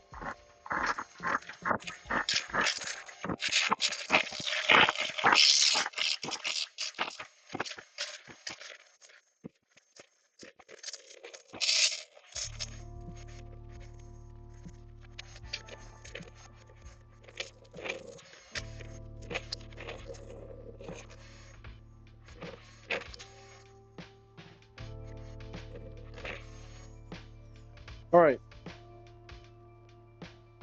That's like the consistency of icing at this point. That's what we're going for. Let me rinse off this. Whew. We're gonna make coffee mug parfaits. That's what we're doing here.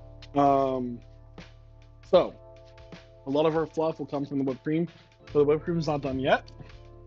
Since I don't have cream and tartar, we have to do a different way to keep the peaks, which is a little bit of powdered sugar, which we're going to sprinkle in there. It's going to add a little bit more sweetness. So, you know, this is also a good way to get a little bit more sweetness in your whipped cream. If like before you add the cream and tartar, if you're like, holy crap, this is not sweet enough, instead of adding cream and tartar, you can always add powdered sugar instead.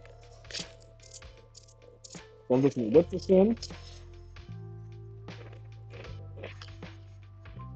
Because otherwise, if you do not add cream and tartar or powdered sugar to your whipped cream that you make, it will turn back into a liquid.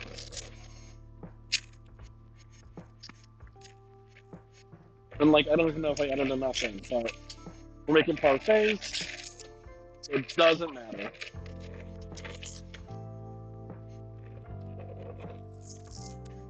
Oh. Go ahead and try that. Delicious. All right. Actually, I have these little juice glasses. I'm gonna use these instead. So, assemble this.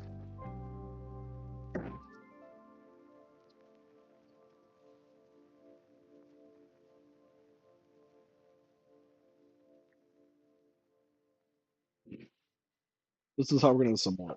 First, with cream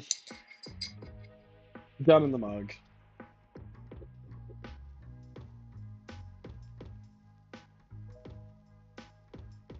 Okay.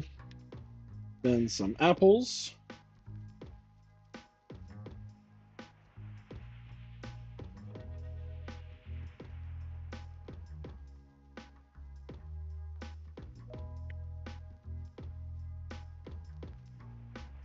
Spicy sand.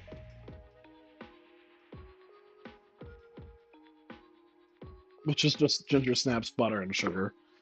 It's supposed to have hazelnuts in it too, but I couldn't find hazelnuts, by the way. Okay. Back to the whipped cream.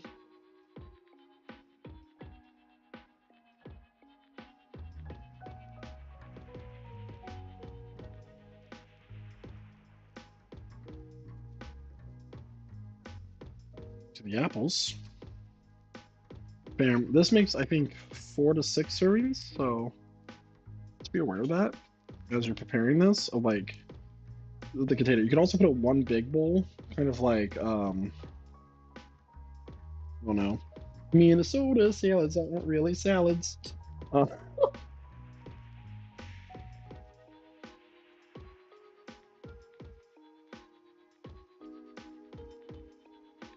And then we're going to top it off with whipped cream here at the end.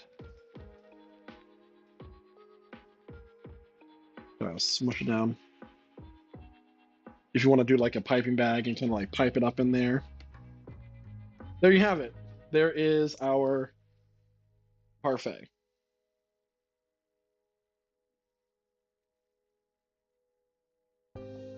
So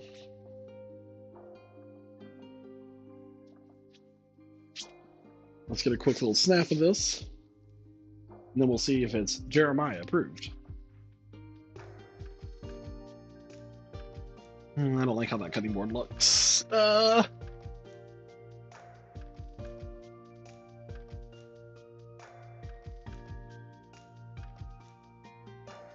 Enough move.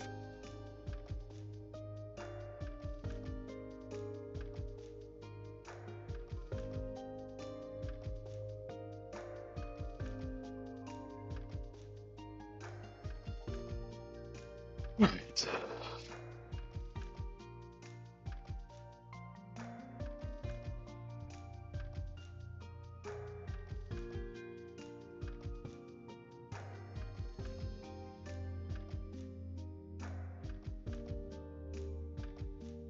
Do I think that I could rip a deck of cards in half? Probably not. I would like to try to smash a watermelon between my legs, though.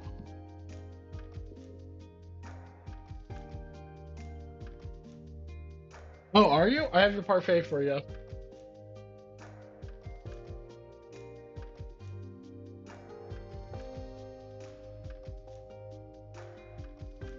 I would try for you, but I do not own a deck of cards. Or, well, let me rephrase. I do not own multiple decks of cards. But you think I look muscular? Is that why you asked? Because if that's why you asked, thank you.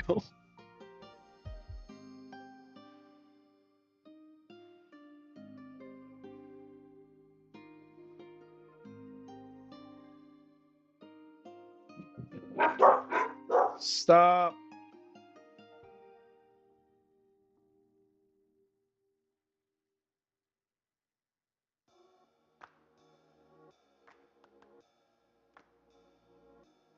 You want your parfait?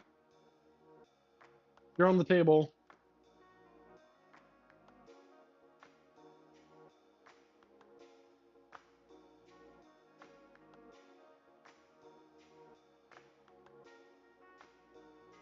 I'll bring it over to you.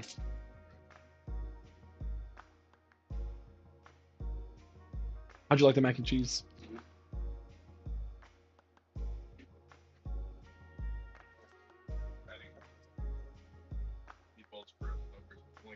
Mm-hmm. I haven't tried this yet. I'm nervous.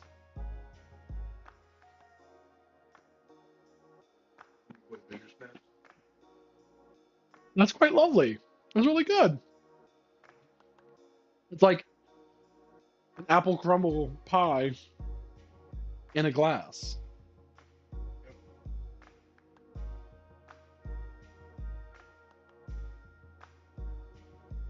Quite good.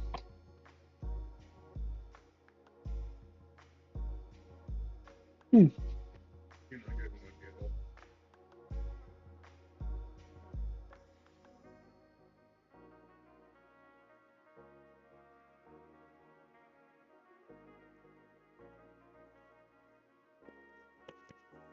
All right. So,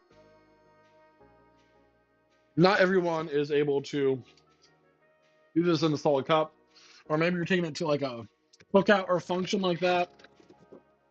So, what we're going to do here is put it into a Tupperware container. So, basically, I'm going to make the base like a crust would be with the ginger snap stand here. I'll have enough to do 2 layers of it. Let's go ahead and move this over here.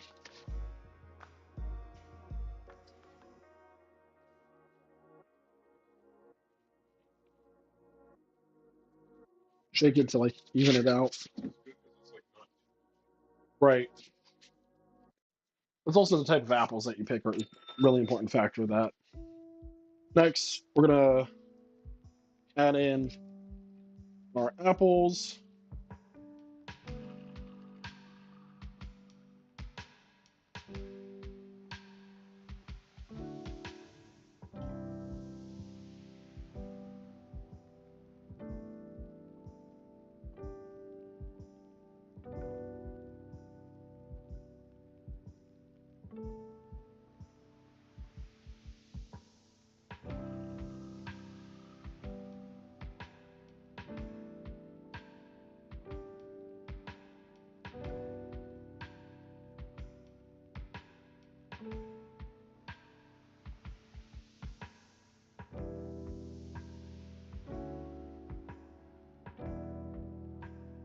Spread that around. And then we're gonna do another thin layer of ginger snap, crumble.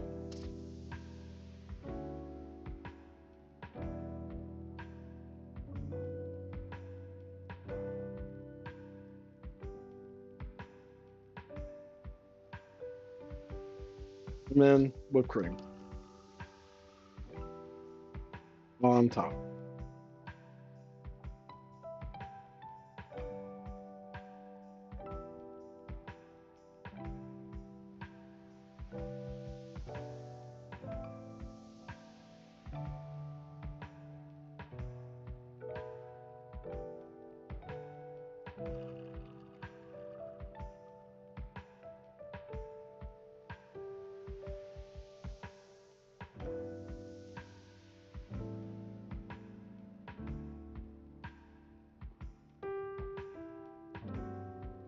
There we go. 4 servings in a larger setting.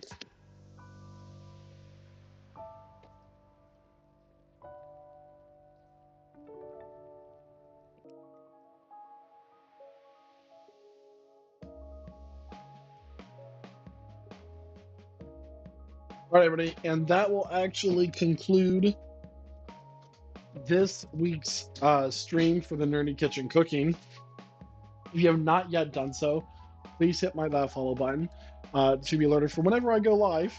And if you want to know how much you need to get for these recipes ahead of time and cook along with me, join my Discord. I'm going to be putting the link here in the chat right now. The Discord's the most important part. You can always come and chat with me. Thank you so much for watching, and I hope you have a wonderful rest of your weekend.